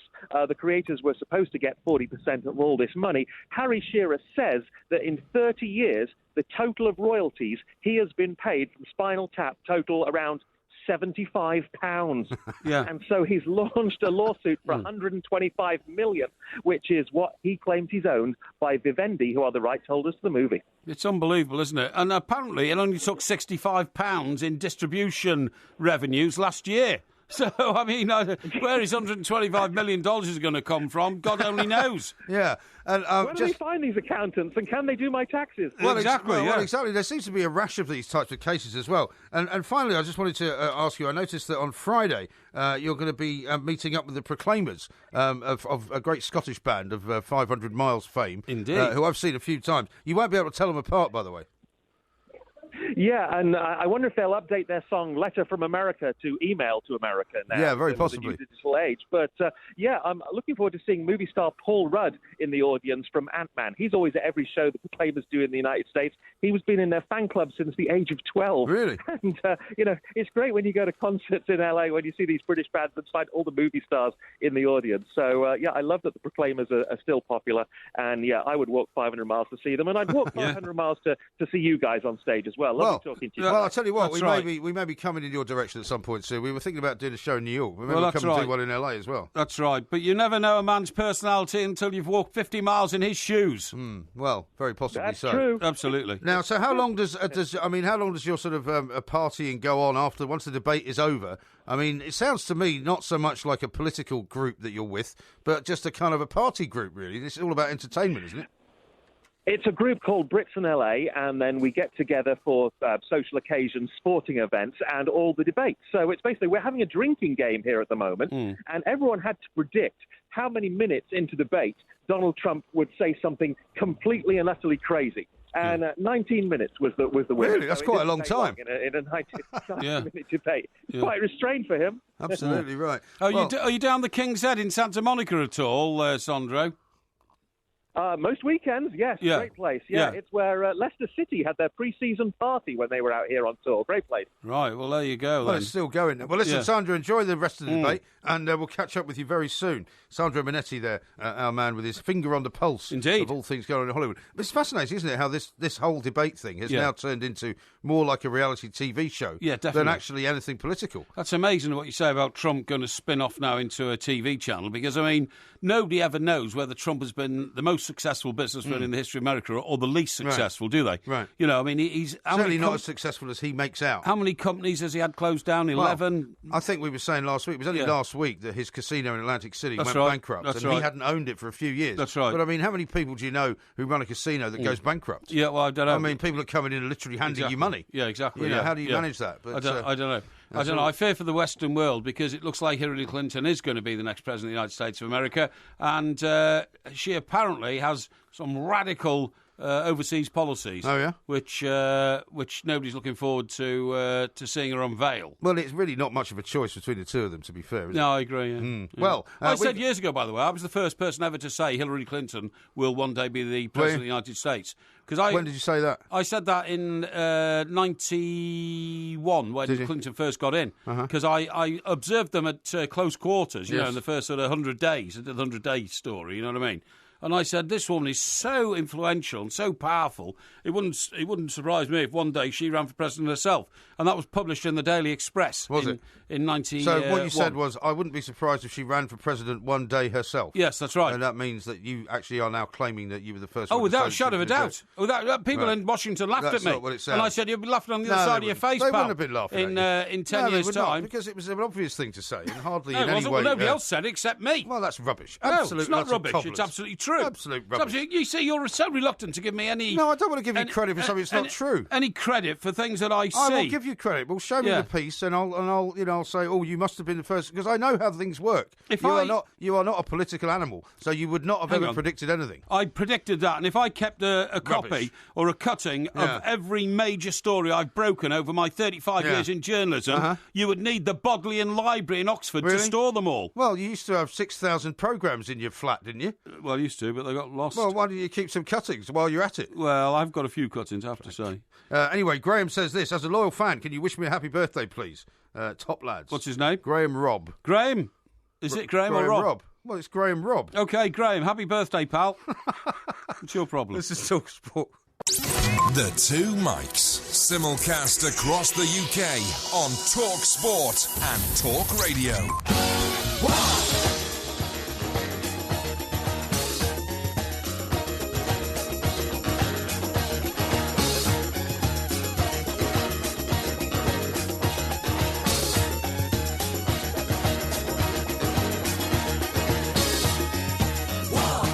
This is Talk Sport. We are the Two Mics, of course. Lots more going on. The Porkyvision scenario is coming up in the next hour or so. You're going to talk about Still Game. Are you going to talk about that other show you've been talking about as well? What's that? The Fall. The Fall? I'll be talking about The Fall. Will you? Yeah, The Fall. What's the other one called? Well, you were telling me, Still Game. Still Game, that's Scottish one. Yeah, that's a new show. But I think the most recent episode of The Fall would have gone out last night. No, tomorrow night, actually. So you won't have seen that, obviously. No. Unless you've been given a preview. Well, I can't say too much. Okay. Another very exciting show I want to tell you about is about dogs. Dogs? It's called The Puppies. Is it? And it's on tonight. Oh, right. And it shows the first week in the life of puppies. Do you know puppies are blind and deaf when they're born? Yes, I did know They're just that. little bundles of fur. And their they eyes just are closed, roll around. That's right, their eyes are closed and they can't hear anything. It's amazing programme. And so touching, you know. And well, don't give away so too much. So humbling. Wait until Porkyvision comes on. Yeah, by the way, I've got a statement here from the York Minster people, you know. You know how you talk about, you know, the gay community and the travelling community and this community and that community. Yeah. They say that the Most Reverend Dr. John Sentamu defended the decision to sack 30 volunteer bell ringers. He's the Archbishop of York, isn't he? He's the Archbishop of York, exactly. He says the move followed a row with the band, as they're called. You call them a band? Yeah. I thought there was there a special name for bell ringing. Well, they're called the band, over an investigation into the conduct of a bell ringer who it says was banned from the Cathedral Tower in July. And why?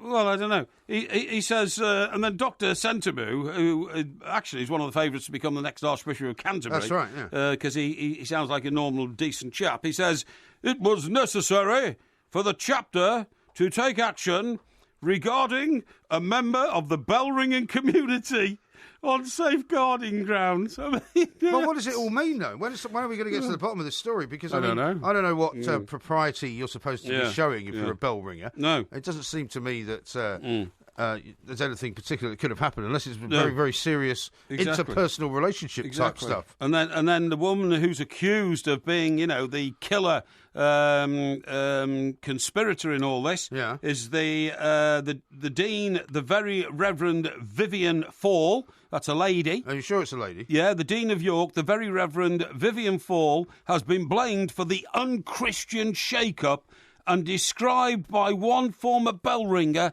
as a control freak. But what does safeguarding issue mean? What does that mean?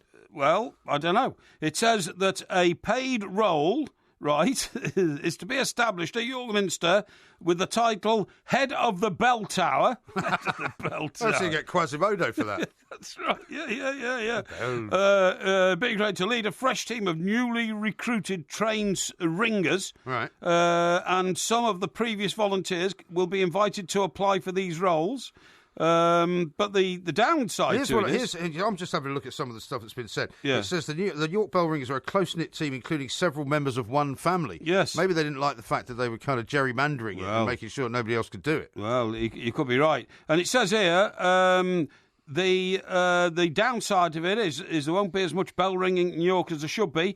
Vergers will follow the tradition by ringing the 14 main bells on Remembrance Sunday, but they will no longer ring out across the city on Sundays, Tuesdays, when practice has always taken place, at Christmas, at New Year, or for weddings, funerals and other events. Dear me. The bells of York Minster have been silenced. Wow. Campanology, by the way, is what it's called. Bell ringing. Yeah, it is. Yeah, campanology. Yeah, but it's not. They're not a family of campanologists. Do you know what I mean? Well, this is what I find weird. I don't understand. Yeah. The trouble with some of these statements now that you read from various bodies, right, when they put out something to counter a story, is they don't make any sense at all. What is a safeguarding issue?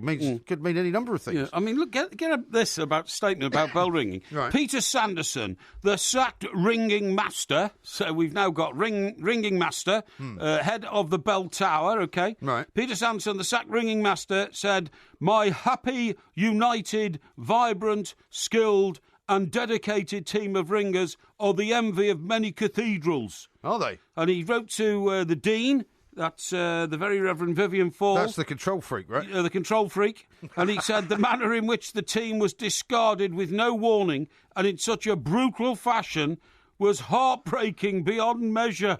Heartbreaking. Unbelievable. Well, there's an awful lot of intrigue going on in these organisations, isn't there? Yeah, maybe you should check in with the Chester Cathedral Bell Ringing Society and find out what's going on there. Yeah.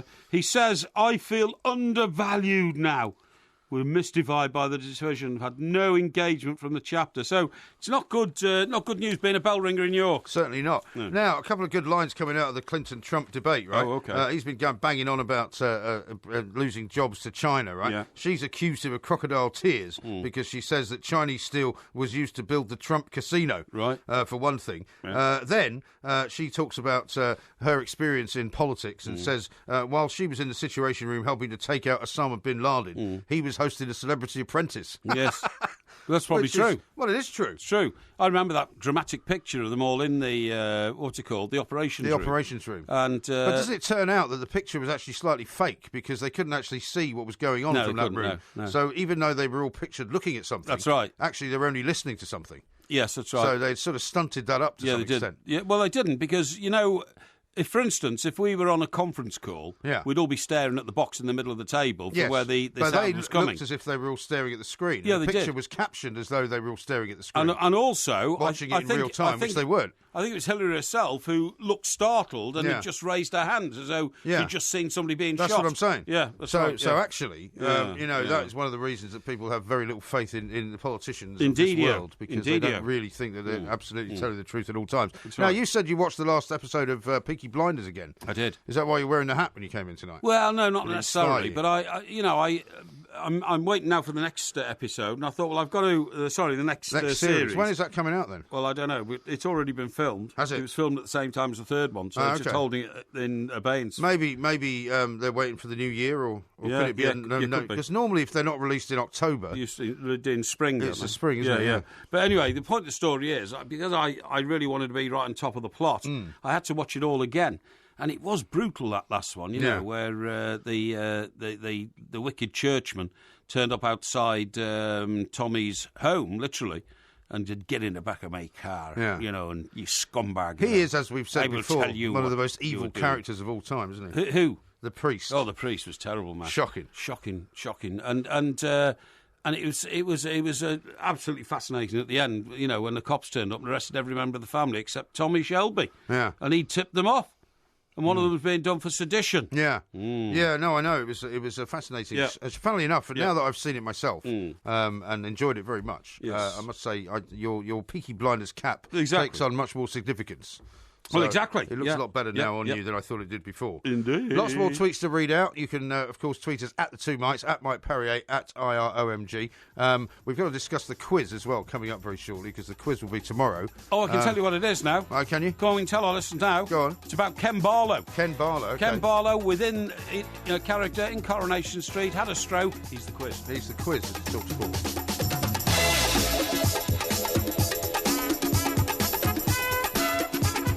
This is Talk Sport. We are the two mics, and of course, as we said just before the news, the quiz on the Porky quiz this week will be on Ken Barlow. Yes. So, have you seen the episode then that in which he has a stroke, which went out the other night? Well, I don't want to get into that just yet, please. Oh, okay. It's not Porkyvision yet. All right. Here's the story for you. We were talking about programmes, right? I got tweeted this by somebody earlier on. Yes. The world's oldest football programme, dating back to 1873. Wow. Set to sell for, yes, and get ready for this because it's going to upset you, yes, 30 grand. 30 grand. Yeah.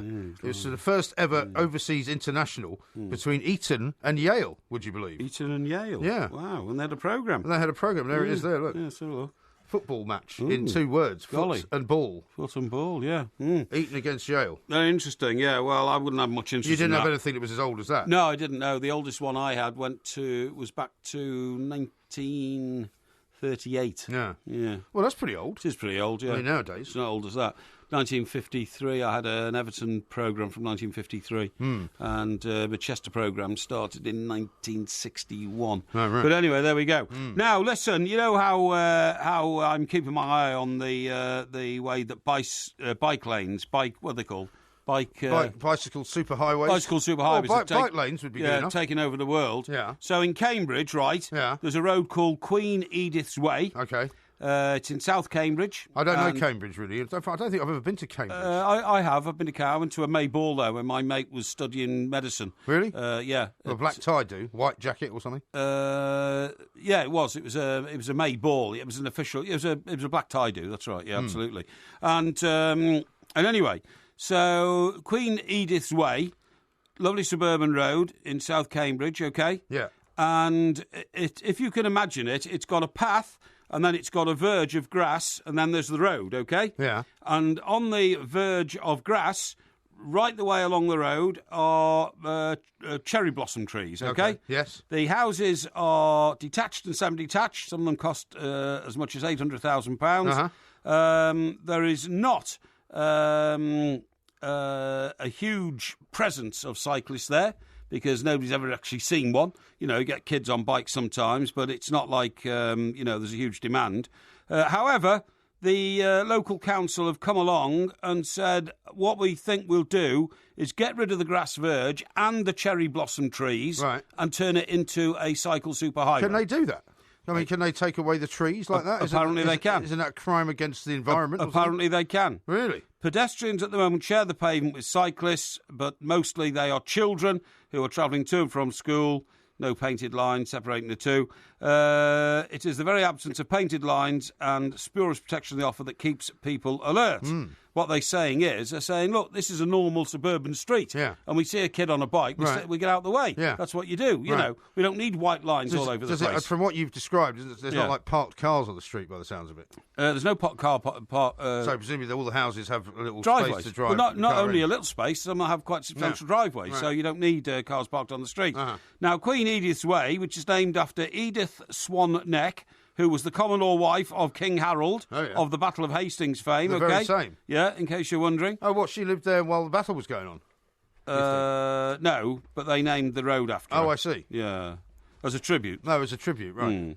But it says none of this is going to stop Cambridge's powerful cycling lobby from doing what they want to do. The cherries and other trees, there are more than 50 of them in all, are threatened with the chop unless this latest example of British officialdom's cycle lane fetish can be curbed, says this report I've got. I think I've heard before that Cambridge is quite cycling friendly. Yeah, right. That they've got, in the centre of town, there's quite a lot of, maybe pedestrianised areas and stuff. Okay, yeah. So anyway, one resident, a lady called Dara Moorfield, she says they could be described as lycra-wearing cycling evangelists. She says the pressure is enormous.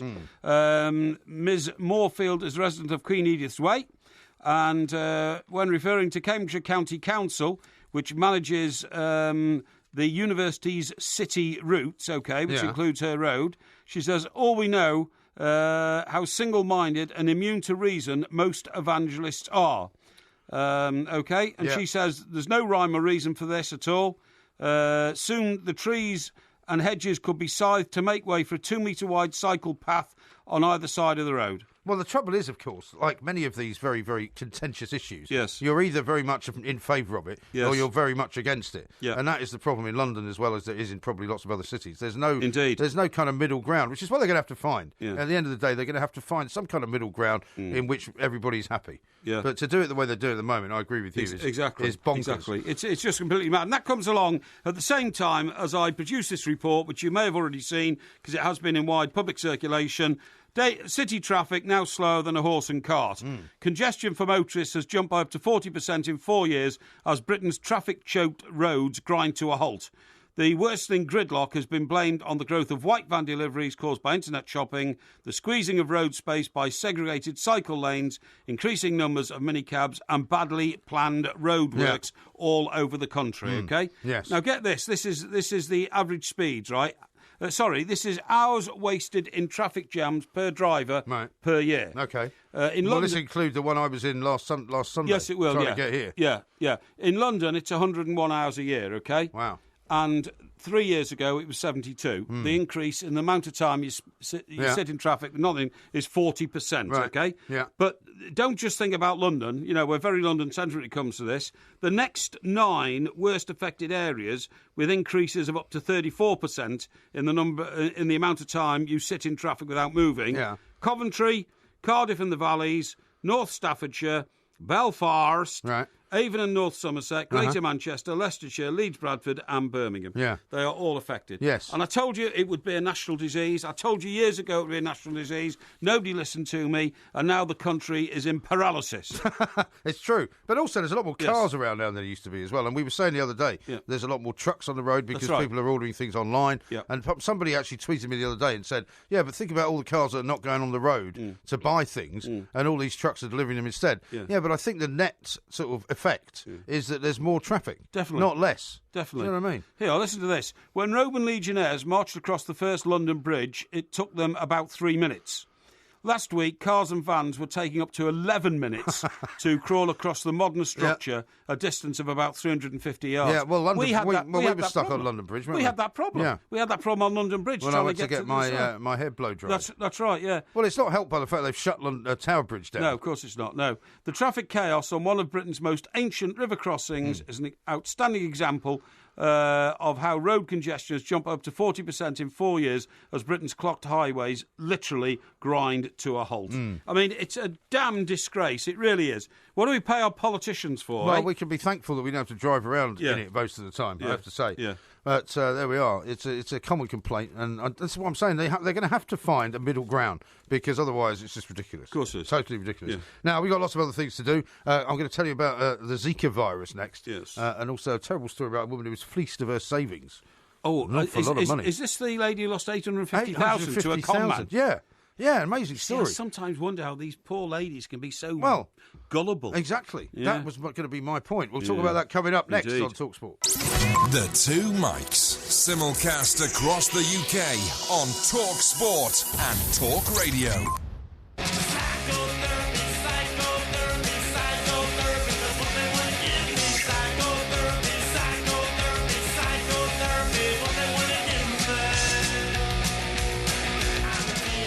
This is Talk Sport. We are the two mics, and of course we're watching the Clinton-Trump debate going on at the moment. Yeah. Apparently Donald Trump has just said that he would not accept he's refused to say that he would accept the result of the election. Because one of the other things that they've been going on about for ages now, the sort of the alternative media and the Trumpites have been saying that basically it's all rigged. Yes. And that no matter what happens, he will never become president because it's a rigged ballot. Yeah, I know, he's saying that. But once you start saying things like that, people start believing it. Yeah, well, that's true. The American electoral system is very hard to understand. Yeah. It took me like a year to understand it, and I lived in Washington, D.C., and I was talking to guys at the Washington Press Club every day, and all this electoral college votes and all that kind of stuff, you know what I mean? Yeah. It was... hanging chads and all that. Sorry? Hanging chads. Hanging chads, yeah, that's right. That was the problem in Florida, wasn't it? It was the problem. Why are you looking at me like I've just said something bizarre? Because the hanging chad situation is the final recount of the recount, isn't it? Well, it's the way that, because they actually do have these old-fashioned sort of almost stamp-like things that you pull a lever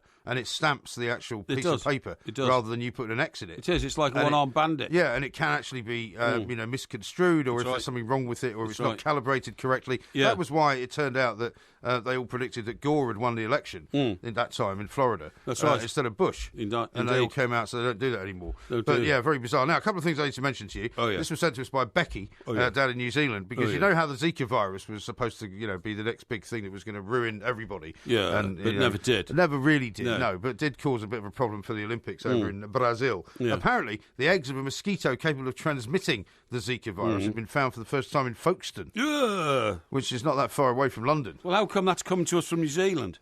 Well, it's not coming from New Zealand, but it's coming. It's a news story that is around, and Becky happened to spot it and think that we might be interested in talking about it. We live in a global world now. Yeah, sure, yeah. It doesn't need somebody in New Zealand to tell me what's going on in Folkestone, though. Well, you didn't know that, did you? Well, I dismissed that as a sort of scare story. Unlike all the stories that you give out every night. Well, I mean, you're constantly giving out scare stories. You know when bird flu was supposed to... It was going to wipe out 1/3 of Europe at one time. Do you realise that? Yes. And the government spent £178 million on vaccinations. Well, it was a foot and mouth business. Yeah, that's right, which have never been used. Yeah. But not only that, my property portfolio was going to diminish by 1/3 because so many people were going to die. Yeah. There's going to be a glut of property on the property market. Well, that didn't happen. No, it didn't happen, no. Well, you're always giving out scare stories. You're always telling us that something terrible is going to happen. You're going to say, the bees are all going to die off, that it's going to be the end of civilization. That could still happen. But you've said it's going to be the end of civilization, that we'll all die, the whole food business will die. Could happen, man. Yeah, well, what about this woman fleeced for £850,000 of her life savings? At what point did she think she would stop giving the guy money? It seems to me that she didn't stop giving him money until he'd had all of it. But you read about it all the time. Yeah. But that's an extraordinary amount of money. I feel so sorry for... It's usually middle-aged women who've either got divorced or their husbands have run off or they've sadly been widowed or something like that, and they're looking for, a new romance or new love or something like that. But, I mean, when a bloke comes up and pretends to be somebody and then a month later says, oh, by the way, darling... You won't believe it. I've got so much money locked up in property at the moment, and I've got new opportunities to come on the market. Well, he was a bit like one of these sort of Walter Mitty types. He claimed he was in the in MI6. That's right. Yeah. He said he was a spy. But if you read his history of this guy, he's been a con man since he was 16. When he was 16, he was such a smoothie. He used to buy velvet collared overcoats, Tromby coats, and walk into banks and say he was a very successful entrepreneur, and he just needed another $100,000 to pull this deal. And people used to give it him. He was a very successful con man. And all I'm saying is, after knowing a guy for a month, and he says, oh, darling, you won't believe it. New opportunities come. I just need $230,000. All my money at the moment locked up in property. Can't realise it into cash very quickly. Could you just forward me that and I can give it you back in 6 weeks' time? Of course I can, darling, no problem at all. And handing over huge sums of money. Yeah. I just don't get it. No, I know, it's really awful. And usually they're very intelligent women. Yeah. Usually they're professionals. Oh, they are. Because that's the sort of guy... Well, she ran a shop in Gloucestershire. Yeah, that's right. And, Gloucester, I think. Well, she's lost £850,000 to this bloke. Yeah. It's unbelievable. Absolutely unbelievable. I just can't understand it. He's on the run, apparently, currently, at the moment. He didn't get jailed in his absence in Spain or something for a previous crime, something like that. That has happened to him before, yeah. I honestly, it drives me nuts that these poor women are always being fleeced like that. Yeah. I'll tell you what I was going to tell you about. What were you going to tell me about? I was going to tell you about the fact that in Wales, right, in North Wales, it's place close to my heart. There are now so... What do you mean a place close to your heart? Well, it's close to my heart. Well, you never go there. Well, I was born within 2 miles of the border, 3 miles of the border. Really? So I do like to, keep in touch with things that are going on there. And what's happened is they've set up all these new green energy plans, right? Oh, yeah. So the green... again, I'm having a go at the do-gooders in society, right? So what's happened is hundreds of streams and rivers across North Wales have vanished, right? Vanished? Vanished. What do you mean vanished? I'm telling you, they've vanished because Britain's national parks, that includes Snowdonia, right, have been pursuing subsidy-fuelled hydropower bonanza opportunities. What? Yeah. What is a hyper-fuelled bonanza opportunity? Well, you divert a stream to go through a... like a thing that generates electricity, a turbine. What, through like a dam or something? Yeah, that's right. You divert a stream, go through a dam, it's supposed to produce electricity, and usually it produces about as much electricity as to fuel one light bulb, well, not one city. They must be getting better at it, surely. There are valleys in Snowdonia where every river and tributary now has a hydropower scheme built or planned, said John Harold. Right. A lot of Harolds around in the show. John Harold. Yeah, John Harold. Good name, isn't it? Who is director of the Snowdonia Society. Soon there will be no natural streams left in the whole of North Wales. I don't believe that. Hydropower involves damming a stream high on a hill and piping the water to the bottom to spin electrical turbines, just as I've told you, OK? Yeah. 500 such schemes have now been built in the past few years, encouraged by massive subsidies, right? Yeah. That can quadruple the value of the power you're generating. Yeah. Unbelievable. Well, yeah, except it sounds like a bit of a scare story, that, doesn't it? It says we've approved 100 hydropower schemes. Said Did you hear what I said? Doesn't it sound like a bit of a scare story? I'm just explaining why it's not. Well, why is it I not heard a what scare you story? said. I'm just explaining. Well, you didn't acknowledge it, though. I did acknowledge No, you it. didn't. Yeah, I did. You Mentally, just carried I did. on. Mentally? Yeah, we've approved 100 hydropower schemes, says Jonathan Corley, Director of Planning at Snowdonia National Park Authority. Well, they must know what they're doing, surely. They don't know what they're doing. They produce... Well, so the people running the national park don't know what they're doing? Don't know what they're doing. Right. I'm telling you, but they this do other not... guy does. Yeah, they Harold. produce green energy and help farmers diversify income. But the problem is, it's stopping all the streams. I mean, it's an outrage. Have you ever been to Snowdonia? Yeah, I've been to Snowdonia, and I've also been to North Wales. Swallow Falls. They have so much rain in North Wales. The idea that the streams are now no longer going to exist. If they dam is a up load of Swallow old Falls, cobblers. I'll go and smash up the turbine, OK? No, you won't do that. And start it going again. No, you won't. That would be criminal damage, and you couldn't be doing that sort of behaviour in, in your role as a communicator on national radio. However, I don't believe a word of it. I mean, if you go anywhere near North Wales, there's the River Dee for a start. Yep. It's a massive river, which is beautiful, and quite often in spate, if you know what that means. What? Huh? Spate. You're not listening, are you? Spate. You're not listening to me. What do you say about spate? In spate. You know what in spate is, don't you? No. It means the river is basically bursting its banks. Oh, like in flow, yes. In spate. In overflow, yeah. In spate. Yeah, all right, I know what you mean, yeah. Right, so Yeah. I mean, if you ever go to North Wales, you will know yes. that there is no way that the streams and the tributaries would dry up because there's so much water there. Right, well, I'll tell you something else as well, closer to home for you. In Scotland... You're taking no notice of anything I'm saying. I am, and I'm trying to explain to you. Right, in Scotland, right... Yeah, go on. Scotland will never dry up either. Hang on, the Loch Lomond... Loch. And... Say Loch. The Loch Lomond. Do you mean Loch Lomond? The Loch Lomond and Trossachs. And the Trossachs. It's very, very painful, okay. that. Yeah, the Trossachs. The Loch Lomond and Trossachs National Park. It's a beautiful part of the world, that, by the way. I know. Has permitted 50 schemes, but now faces a backlash over construction tracks driven onto wild hillsides, such as the Bain Booty. What? The Bain Booty. The Bain Booty? Yeah. What's that? The Bain Booty's a hill. You mean Ben? It'd be Ben, then? Ben Booty. Ben Booty. Like, because there's Ben Lomond. Oh, OK. Right. It's Ben Booty. There's Ben Nevis. Hey. Well, this is Ben Booty. Ben Booty. There you go. We support hydropower in principle, but have shaped like Kim Kardashian. Yeah, that's right, yeah. But have concerns over poor construction standards, said Helen Todd. Helen what? Todd, T-O-double-D, Helen Todd.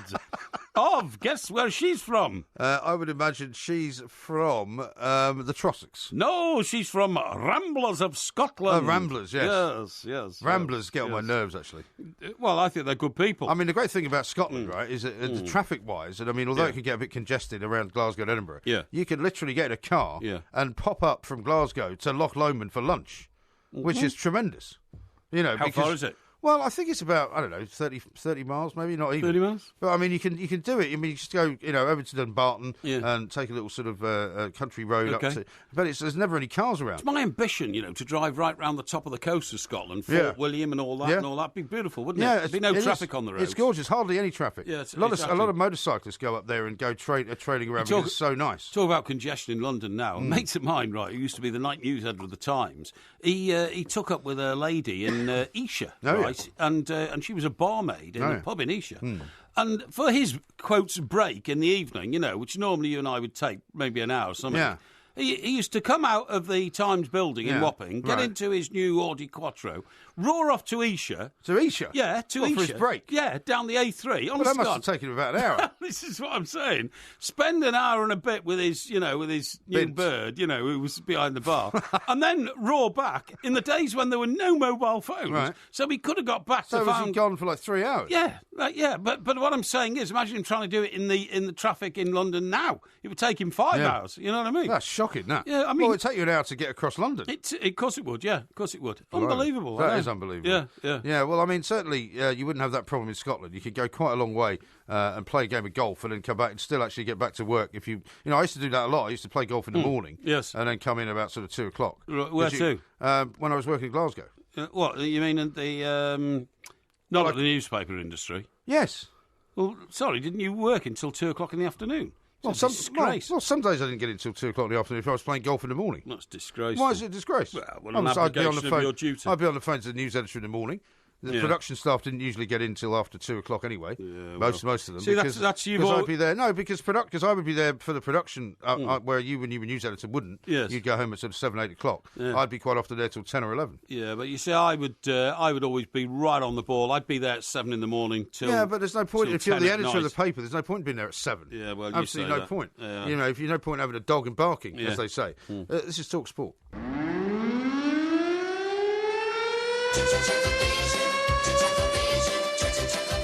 As your TV reviewer, I can reveal there are no plans for a new series. Yeah, no, but wasn't there a previous series? Oh, hang on, wait a minute. It says here there might be a new series.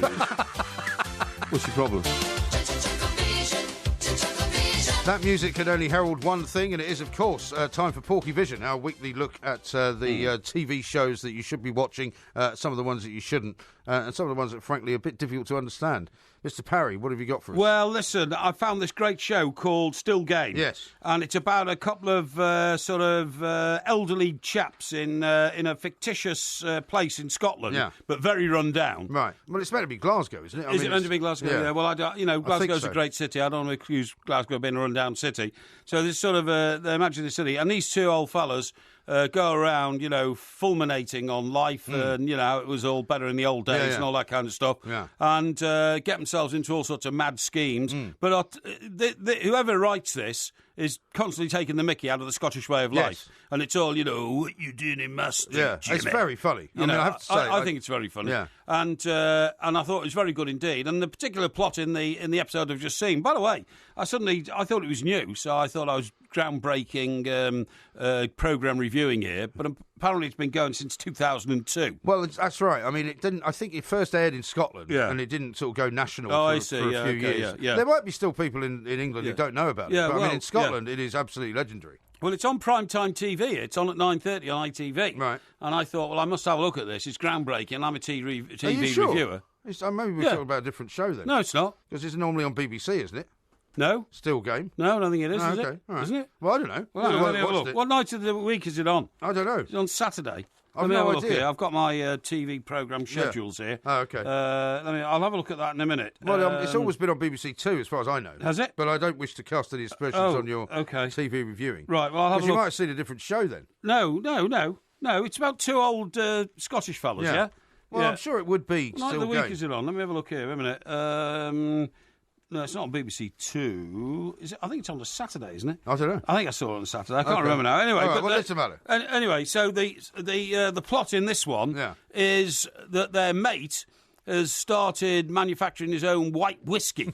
This is very funny. Yeah, but what they do is it gets distributed by the milkman and left on doorsteps and all this kind of stuff. So it's like a scheme to make money, presumably. Scheme to make money, that's right. And then people, like, this is great. It's only like 75p a bottle. I'll have 3, please. And they drink it like water. Yeah. And then they all meet in the pub, but they've all gone blind because. You shouldn't be laughing about people going blind. Well, no, because it's a comedy show, so I'm allowed to laugh. Yeah, that's right. So next you'll be saying they shouldn't be making comedy about this. Well, so they're all gone blind, and then these two old guys, this is terrible. What's become of our community and all that kind of stuff. But then they decide to take revenge on people who've been rude to them over the years because they're two boring old geezers. You know what I mean? Yeah. So they go around waving V signs in front of their faces, and that sort of stuff because they're blind, they can't see because they've drunk themselves blind. You do learn at the end of the show that they regain their eyesight once the effect of the drink wears off and all that kind of stuff. Okay, so it's only temporary. But I mean, basically, it's all about what you're doing in my street, Jimmy. And hey, you. Who? Me? Yeah, you. What are you doing over there? Hey, what are you doing? They're two very funny guys that do it. And all that kind of stuff. You know what I mean? So I think that's very good, actually. I'm going to watch a bit more of that. Okay. And well, I'm very pleased that it's on. I didn't realise that it was, to be honest. So, because I went to Glasgow in 2002. Yeah. Which is, I think, when they first started doing it. Oh, I see. And so I got quite hooked on it. Okay. But I haven't seen it for a long time. Yeah. Well, it was quite good. Now, so that's pretty good. Okay. Yes. So that gets a thumbs up. That gets a thumbs up. Do we have a thumbs up system in Porkyvision? Do we have a thumbs up and thumbs down? Or? Well, we could have, couldn't we? We could have, yeah. We'll have to think about that on our new website, which is coming soon. Very true. Now, I'm still watching The Fall. Yes. I'm watching The Fall, and my suspicions about the nurse are growing. Now, I was the first one to spot this. You didn't spot it. And the nurse who looks after Porter... Yeah. Is it Porter? Porter? What's the name of the villain? You mean Paul? Paul... Or was it Peter? Petros. Paul Petros. Isn't it Petros? No, it's Petros, isn't it? No. What's his surname? I can't remember. His surname is unusual because I thought it was a cult rather than a man. Really? Hang on. What's his name? It is Petros, isn't it? It's not Petros. Anyway. He is the killer, undoubtedly. He's going around killing women all over the place, which is pretty horrible. And the way the plot is developing now. Yeah. Shall I give you a clue what his name is? Yeah, go on. Well, if you thought of a famous American record producer. Yes. Lily White. He's not American. He's okay. Yeah, well, go on. Tell me. Phil Spector. Spector. That's his name. Paul Spector. Paul Spector. Not Petros. Yeah. Now, when I first sort of got into this, and they were talking about Spector. In the briefing room, the cop shop.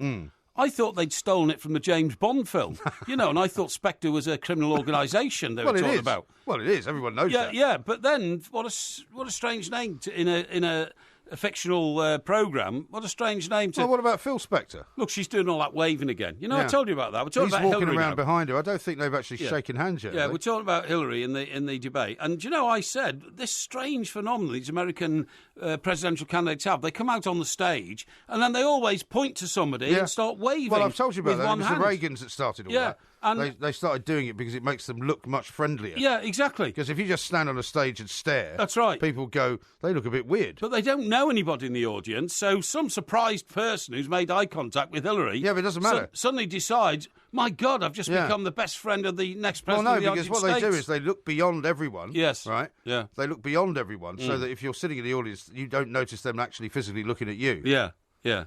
He's now being surrounded by his wife, Melania. A lot of bimbos. Who says, that's a bit harsh, who says, you sound like Trump now. That's right, yeah. And his family, and she's disappeared. This is opposite to what happened last time. That's right.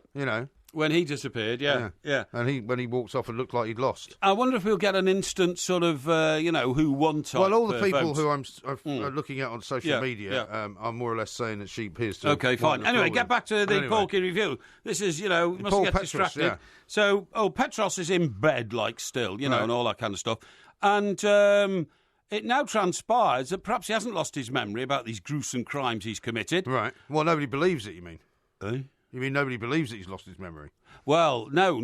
I mean, the nurse does, obviously, and at one stage he says, "Why are you so kind to me?" Right. And she says... I told you he's the 50 Shades of Grey bloke, didn't I? Yeah, that's right, you told me, yeah. And she says, "It's my job. But how are you anyway?" So I'm sure something's going to happen between this nurse and old Yeah, you may be Spectre. right. You may be right. So anyway. This nurse is magnificent. This nurse is... I have to say, nobody could have done more. Could not have asked more from my nurse than the nurse. Bridget, I think her name's Bridget. Is it? Yeah, because they keep asking him daft questions, you see, to find out if his memory's there. Yeah. So they say things like, who's the Prime Minister? Yeah. And old Spectre sort of makes the old... There's a kind of a 6-year gap, isn't there? Yeah, he says, Tony Blair, Right. Right, okay, yeah. And then his little kid comes in, his daughter, who's like 12, and he says, "Why are you so big?" She's not 12, is she? Yeah, she's 12. Is she? 10. Sure? She's 10. And he says... that's Kay Burley. He says, "Why are you so big?" And she says, Daddy, what's wrong?" He says, "You're only 4, but you're very big." I mean, so he's he's trying to make out that there's like 6 missing years, Yes, right? right. So anyway, It feels a bit like that now, actually. excuse me. So anyway, so what happens then is that this big shot lawyer arrives, and he's got so much of that gel stuff in his hair, he looks like Ken Dodd. So the lawyer, Really? looks like Ken Dodd. I don't wants to remember go. that. So a lawyer turns up looking like Ken Dodd, and he's giving it the old, "We're here to help you, and we're going to help you. We're going to really help you." And you're not on your own. You're not on your own. And so old Spectre nods his head. "Oh, this is great. Thanks a lot. And what am I supposed to have done?" "Well, you're supposed to have massacred all these women, and you've murdered them, and he looks quite shocked when he's told that, doesn't he? Yeah, he does. Yeah, really. But then gives him a picture of them all, and the last one he says, "Yeah, I think I know her. I think I know her. Well, I'm going to protect you. Don't you worry about that. Don't let him touch you." And then he gets wheeled into a room where there's a camera, and he's actually making an appearance in court. Yeah. Well, doesn't the lawyer decide that it's better for them to try and get him tried as soon as possible so that they can decide that he's actually unfit for trial? Well, no, this magistrate's hearing actually asked for the case to be dismissed. He says, "My client has no memory for 6 years. It means he cannot take part in a due legal process of protecting himself. So I'm telling you..." That's Ian Paisley doing it. Yeah, that's right, yeah. "I'm telling you, there is no case to answer unless this case be dismissed." No surrender. And the magistrate says, "We can't do that. I'm committing you to the Belfast Crown Court."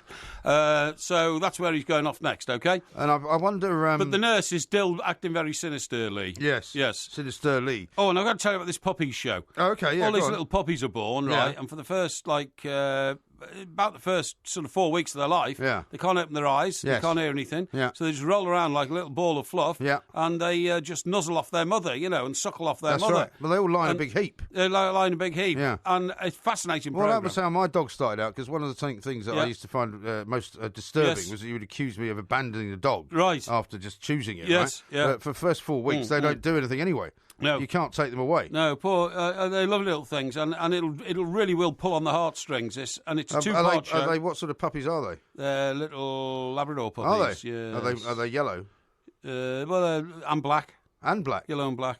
Well, I mean, do you know who the breeder is? No. Why would I know that? Well, because sometimes the breeder that I got my dog from is on TV. I wonder if she might be associated with it. Might be, I'll have to look it up. What's it called? The Puppies? It's called The Puppies, yeah. Okay. Yeah. No, it's just called Puppies. Puppies. But it's a very enthralling show. I'm sure it is. Indeed. That was Porkyvision. Okay. Another one same time next week, possibly. Or possibly not. No surrender! The Two Mics. Simulcast across the UK on Talk Sport and Talk Radio. Baby, you and I are not the same. You say you like the sun, I like the rain. So before we go, do it all. This This is Talk Sport. We are the two mics. There's Porky Quiz Night tomorrow night, of course, and the quiz in question is going to be the Coronation Street actor. No, it's not. It's going to be on Ken Barlow. Ken Barlow? Yeah. So it's not going to be on the guy that plays Ken Barlow? No, it's not going to be... So it's just going to be on Ken Barlow? It's going to be on Ken Barlow, who's been in Coronation Street for 50 years, okay? And the part is played by a man called Bill Roach. Okay. But it's not on Bill Roach. So it's not on Bill Roach? No, this is groundbreaking for the Porky Quiz. It's on a fictional character. Okay. So it'd be like, for instance...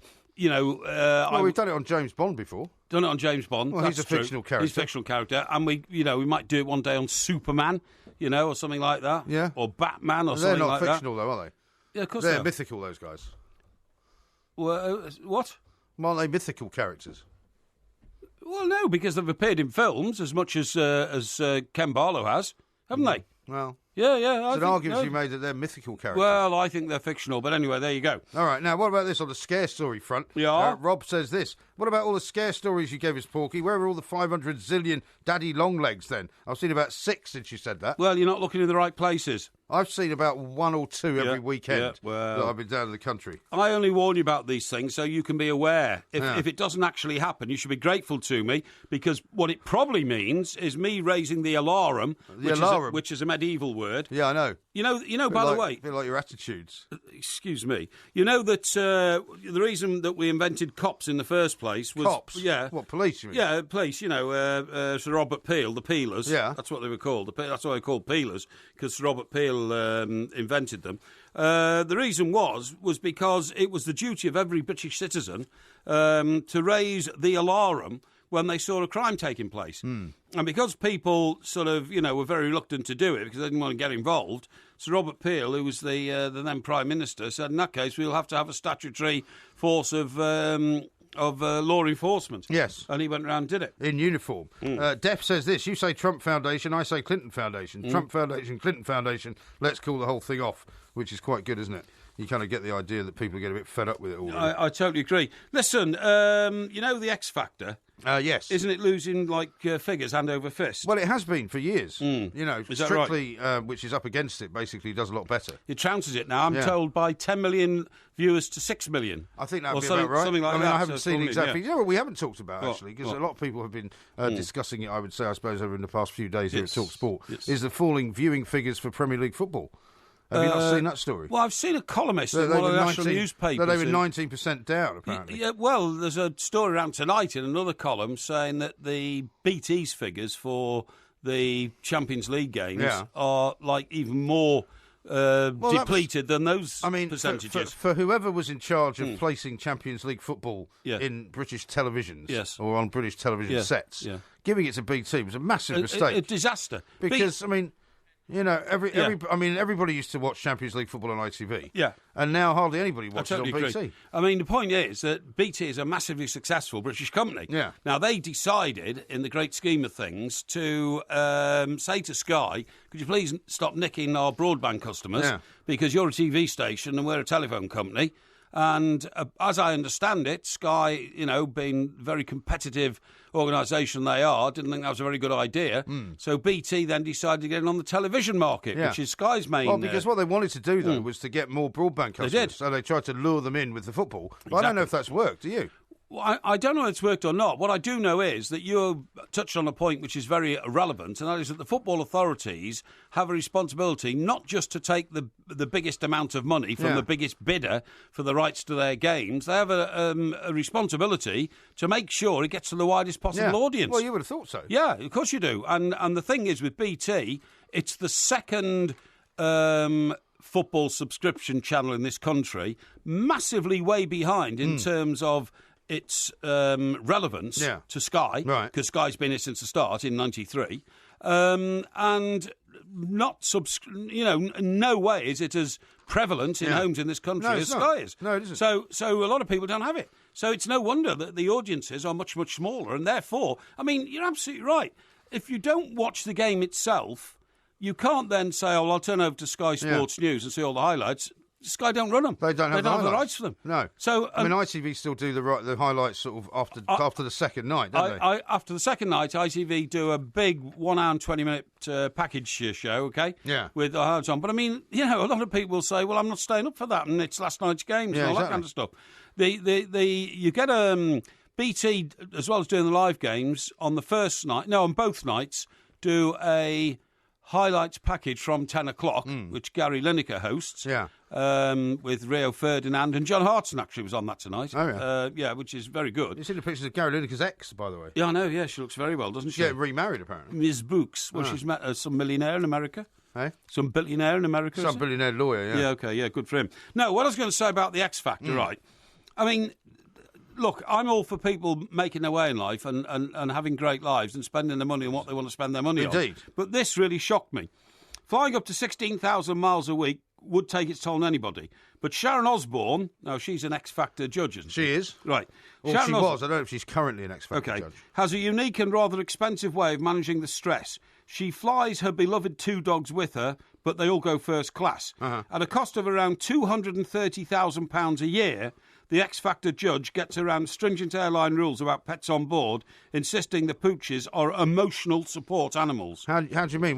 How does she get around the cost? She classifies them as you would classify a guard dog for the blind. Okay, all right. Okay? Yeah. While Bella and Rocky, the Pomeranians... Yes. That's a breed of a dog, I suppose. It is, yeah. Yeah. Might not look like your average hardened service dogs. Mrs. Osborne asserts they are and has spent a further £400 issuing them individual pet passports which say so. Okay. Does she have a seat for them then as well? I'm about to tell you this. Right. Once in the air, the duo, that's each dog, have their own fully reclining business class seats. Okay. At a combined cost of £19,600. Oh, so she's paying for the seats then? Yeah. Yeah. They are flown out by the 64-year-old star, who is said to have a personal fortune of £180 million, once a month, and it's usually via Air New Zealand. Right. And they enjoy a selection of healthy doggy biscuits and mineral water. Very nice. Do they have a place to go and do their business, as it were? Well, I hope so. I very much hope so. A spokesman says Sharon adores these dogs. They're like grandchildren to her. Yeah. She has an incredibly hectic transatlantic job and understandably finds all the flying pretty exhausting and stressful. It takes its toll. Bella and Rocky provide a real sense of security and comfort and are both perfectly happy with her at 36,000 feet. They have their own flat-down beds and are as good as gold. Emotional support animals require a special letter from a licensed mental health professional before being allowed on board the aircraft. The doctor must state that the passenger requires the presence of their pet for their physical and mental well-being. The airline also requires 48 hours' notice. Okay. So what is it that's upsetting you about this? Nothing's upsetting me except for the fact that the extravagance of flying dogs around in business class seats, which they are individually allocated. Well, you're just worried that people can't be upgraded because there's a dog there. Yeah, that's right, yeah. Basically. Well, she's paying for the seats, though. You can't argue with that. Well, I mean, it's just madness. It's complete and utter madness, honestly. I don't think so. I think it's crazy. You should be, generally speaking, in admiration of somebody like her who's made as much money as she has. I'm very much in support of rich and successful people who are self-made. By the sounds of it, she might be cheaper flying in a private jet. Well, maybe, maybe. You wouldn't give her a hard time if she was doing that. But I suppose if you flew in a private jet, then you've got to look after the dogs yourself, if you see what I mean. Well, no, the private jet comes, just get the private jet and you have to pilot it. It comes with staff. Yeah, I suppose so, yeah. How about this from William? The debate has ended. 2 totally unsuitable candidates for the highest post in the world. Pity it has to be one or the other. Yeah. Is he talking about our show, or is he talking about the presidential debate? I think he's talking about the presidential debate. I hope he is, anyway. Becky says, Porkyvision is like Christmas. You either get unwanted underwear or expensive jewellery. What? Good review, but terrible accents. No. That's what made it. I don't know what she means about unwanted underwear. Giving you the local flavour of things, mate. You don't worry about that. Lee says, I will not accept the result. Reminds me of Jose and 5'7" Luis Garcia. Jose and who? And Luis Garcia. Luis Garcia. I guess maybe was that the incident when Jose was over in Spain. Oh yeah, okay, yeah. No, Craig says, I think the fall in the viewing of the football has to do with the illegal downloading of it and how easy that is to do. Well, is it? I don't know. Which is possibly the truth. I often get invited to go and see the Everton game live when it's 3:00 on a Saturday afternoon. Right. But, I'm very reluctant to... What do you mean, illegally? Yes, illegally, yes, right. That's exactly Who what I mean. invites you to do that? People who have establishments. where they show these things. All right. You know what I mean? But I can't say too much. If you've got the right kind of satellite, you can get hold of an awful lot of things football-wise that you shouldn't be able to get. I told you when I first moved into where I live in London, there was a place which is constantly being closed down and reopened as something else. One of those kind of places. Sure. And when I was first there, they used to pipe in sort of Russian satellite images. Oh, really? Of Premier League football. Really? So the commentary was all in Russian, and the place was run by Russians. Right. Okay. It was quite a weird place. It didn't last long. Yeah. Anyway, Gary Lineker's getting a lot of stick, you know. Oh, I know. Yeah, we should talk about that, shouldn't we? But we haven't got much time. No, we haven't. Just seeing a story here, just coming out after the Trump-Clinton debate. Gloria Allred, remember her? She's a very famous sort of lawyer in the United States. Oh, yes. Is going to announce a new Trump accuser, holding a press conference tomorrow afternoon to accuse Donald Trump of victimising her. Yeah. She says the accuser has not spoken out in public before, will address Trump's statement tonight that nobody has more respect for women than I do. Yeah. But I mean, which is a bit of a stupid statement for him to make, given some of the things he said. Absolutely, but also if they're bringing more and more accusers out of the wardrobe, out of the cupboard or whatever you want to call it, I'd forget it. You know, once there's 1, 2, 3 accusers, then when it's 30, everybody's lost interest. You know. Yeah. So I'd forget it, honestly. It's having no impact whatsoever on the... Well, the thing is, it's not going to change... On the pros or the cons of it. Well, the thing about Trump is that whatever is said by Hillary Clinton's camp... I agree. And they will believe that Gloria Allred is in his camp. Yes. In her camp, rather. Yes. It's never going to change the way they're going to vote. Of course not. Yeah, and it's never going to change the people who vote for Hillary's view of Donald Trump. Absolutely. But what it might do, I suppose, is influence 1 or 2 people somewhere in the middle who are undecided. That's right. Seems unlikely, though. Maybe. William says, much better sense from MG and MP than from Donald Trump and Hillary Clinton. Thank you. Happy Thursday, yes. he says. Yes, I agree with that. And here's one from Arctic Eddie. Another twist in the fall. Spector's wife was a nurse at that hospital. The inspector's wife? Not the inspector's wife, no, Spector's wife. Oh, Spector's wife was a nurse at that hospital. Yeah, she worked as a paediatric nurse. Closing scene, by the way, in the last episode, she's driven to the beach with the 2 children in the back of the car. Looking mad. Yeah. Looking mad. Well, looking like she's about to do something terrible. Speculation is she's going to drown her own children and herself. You're not supposed to give all this stuff away. That's the speculation. There are people in Australia who haven't seen this show yet. Well, that's the speculation. We've been asked not to speculate. Just getting you up to speed. Don't give it up. Somebody else also said that Peaky Blinders hasn't been filmed yet. We'll come back to that tomorrow. It has. Apparently it hasn't. They're going to film it in March. I'm telling you it has. Well, it hasn't. This is Talk Sport. We are the 2 mics. Look at the light! Don't forget to come back tomorrow for another sparkling, as fizzy as a bottle of champagne podcast from the 2 mics. I've always insisted, for that reason, on never, ever living in a house with less than 2 bathrooms. What? So that we can have a bathroom each. Right. Yeah. Well, you've never lived with anybody, though? No, well, when I've had people there and they've stayed... No, but they've only stayed for the night, though? Sometimes 2 or 3 nights. Really? Yes. Blimey. Well, just tie them up. It's very nice, isn't it?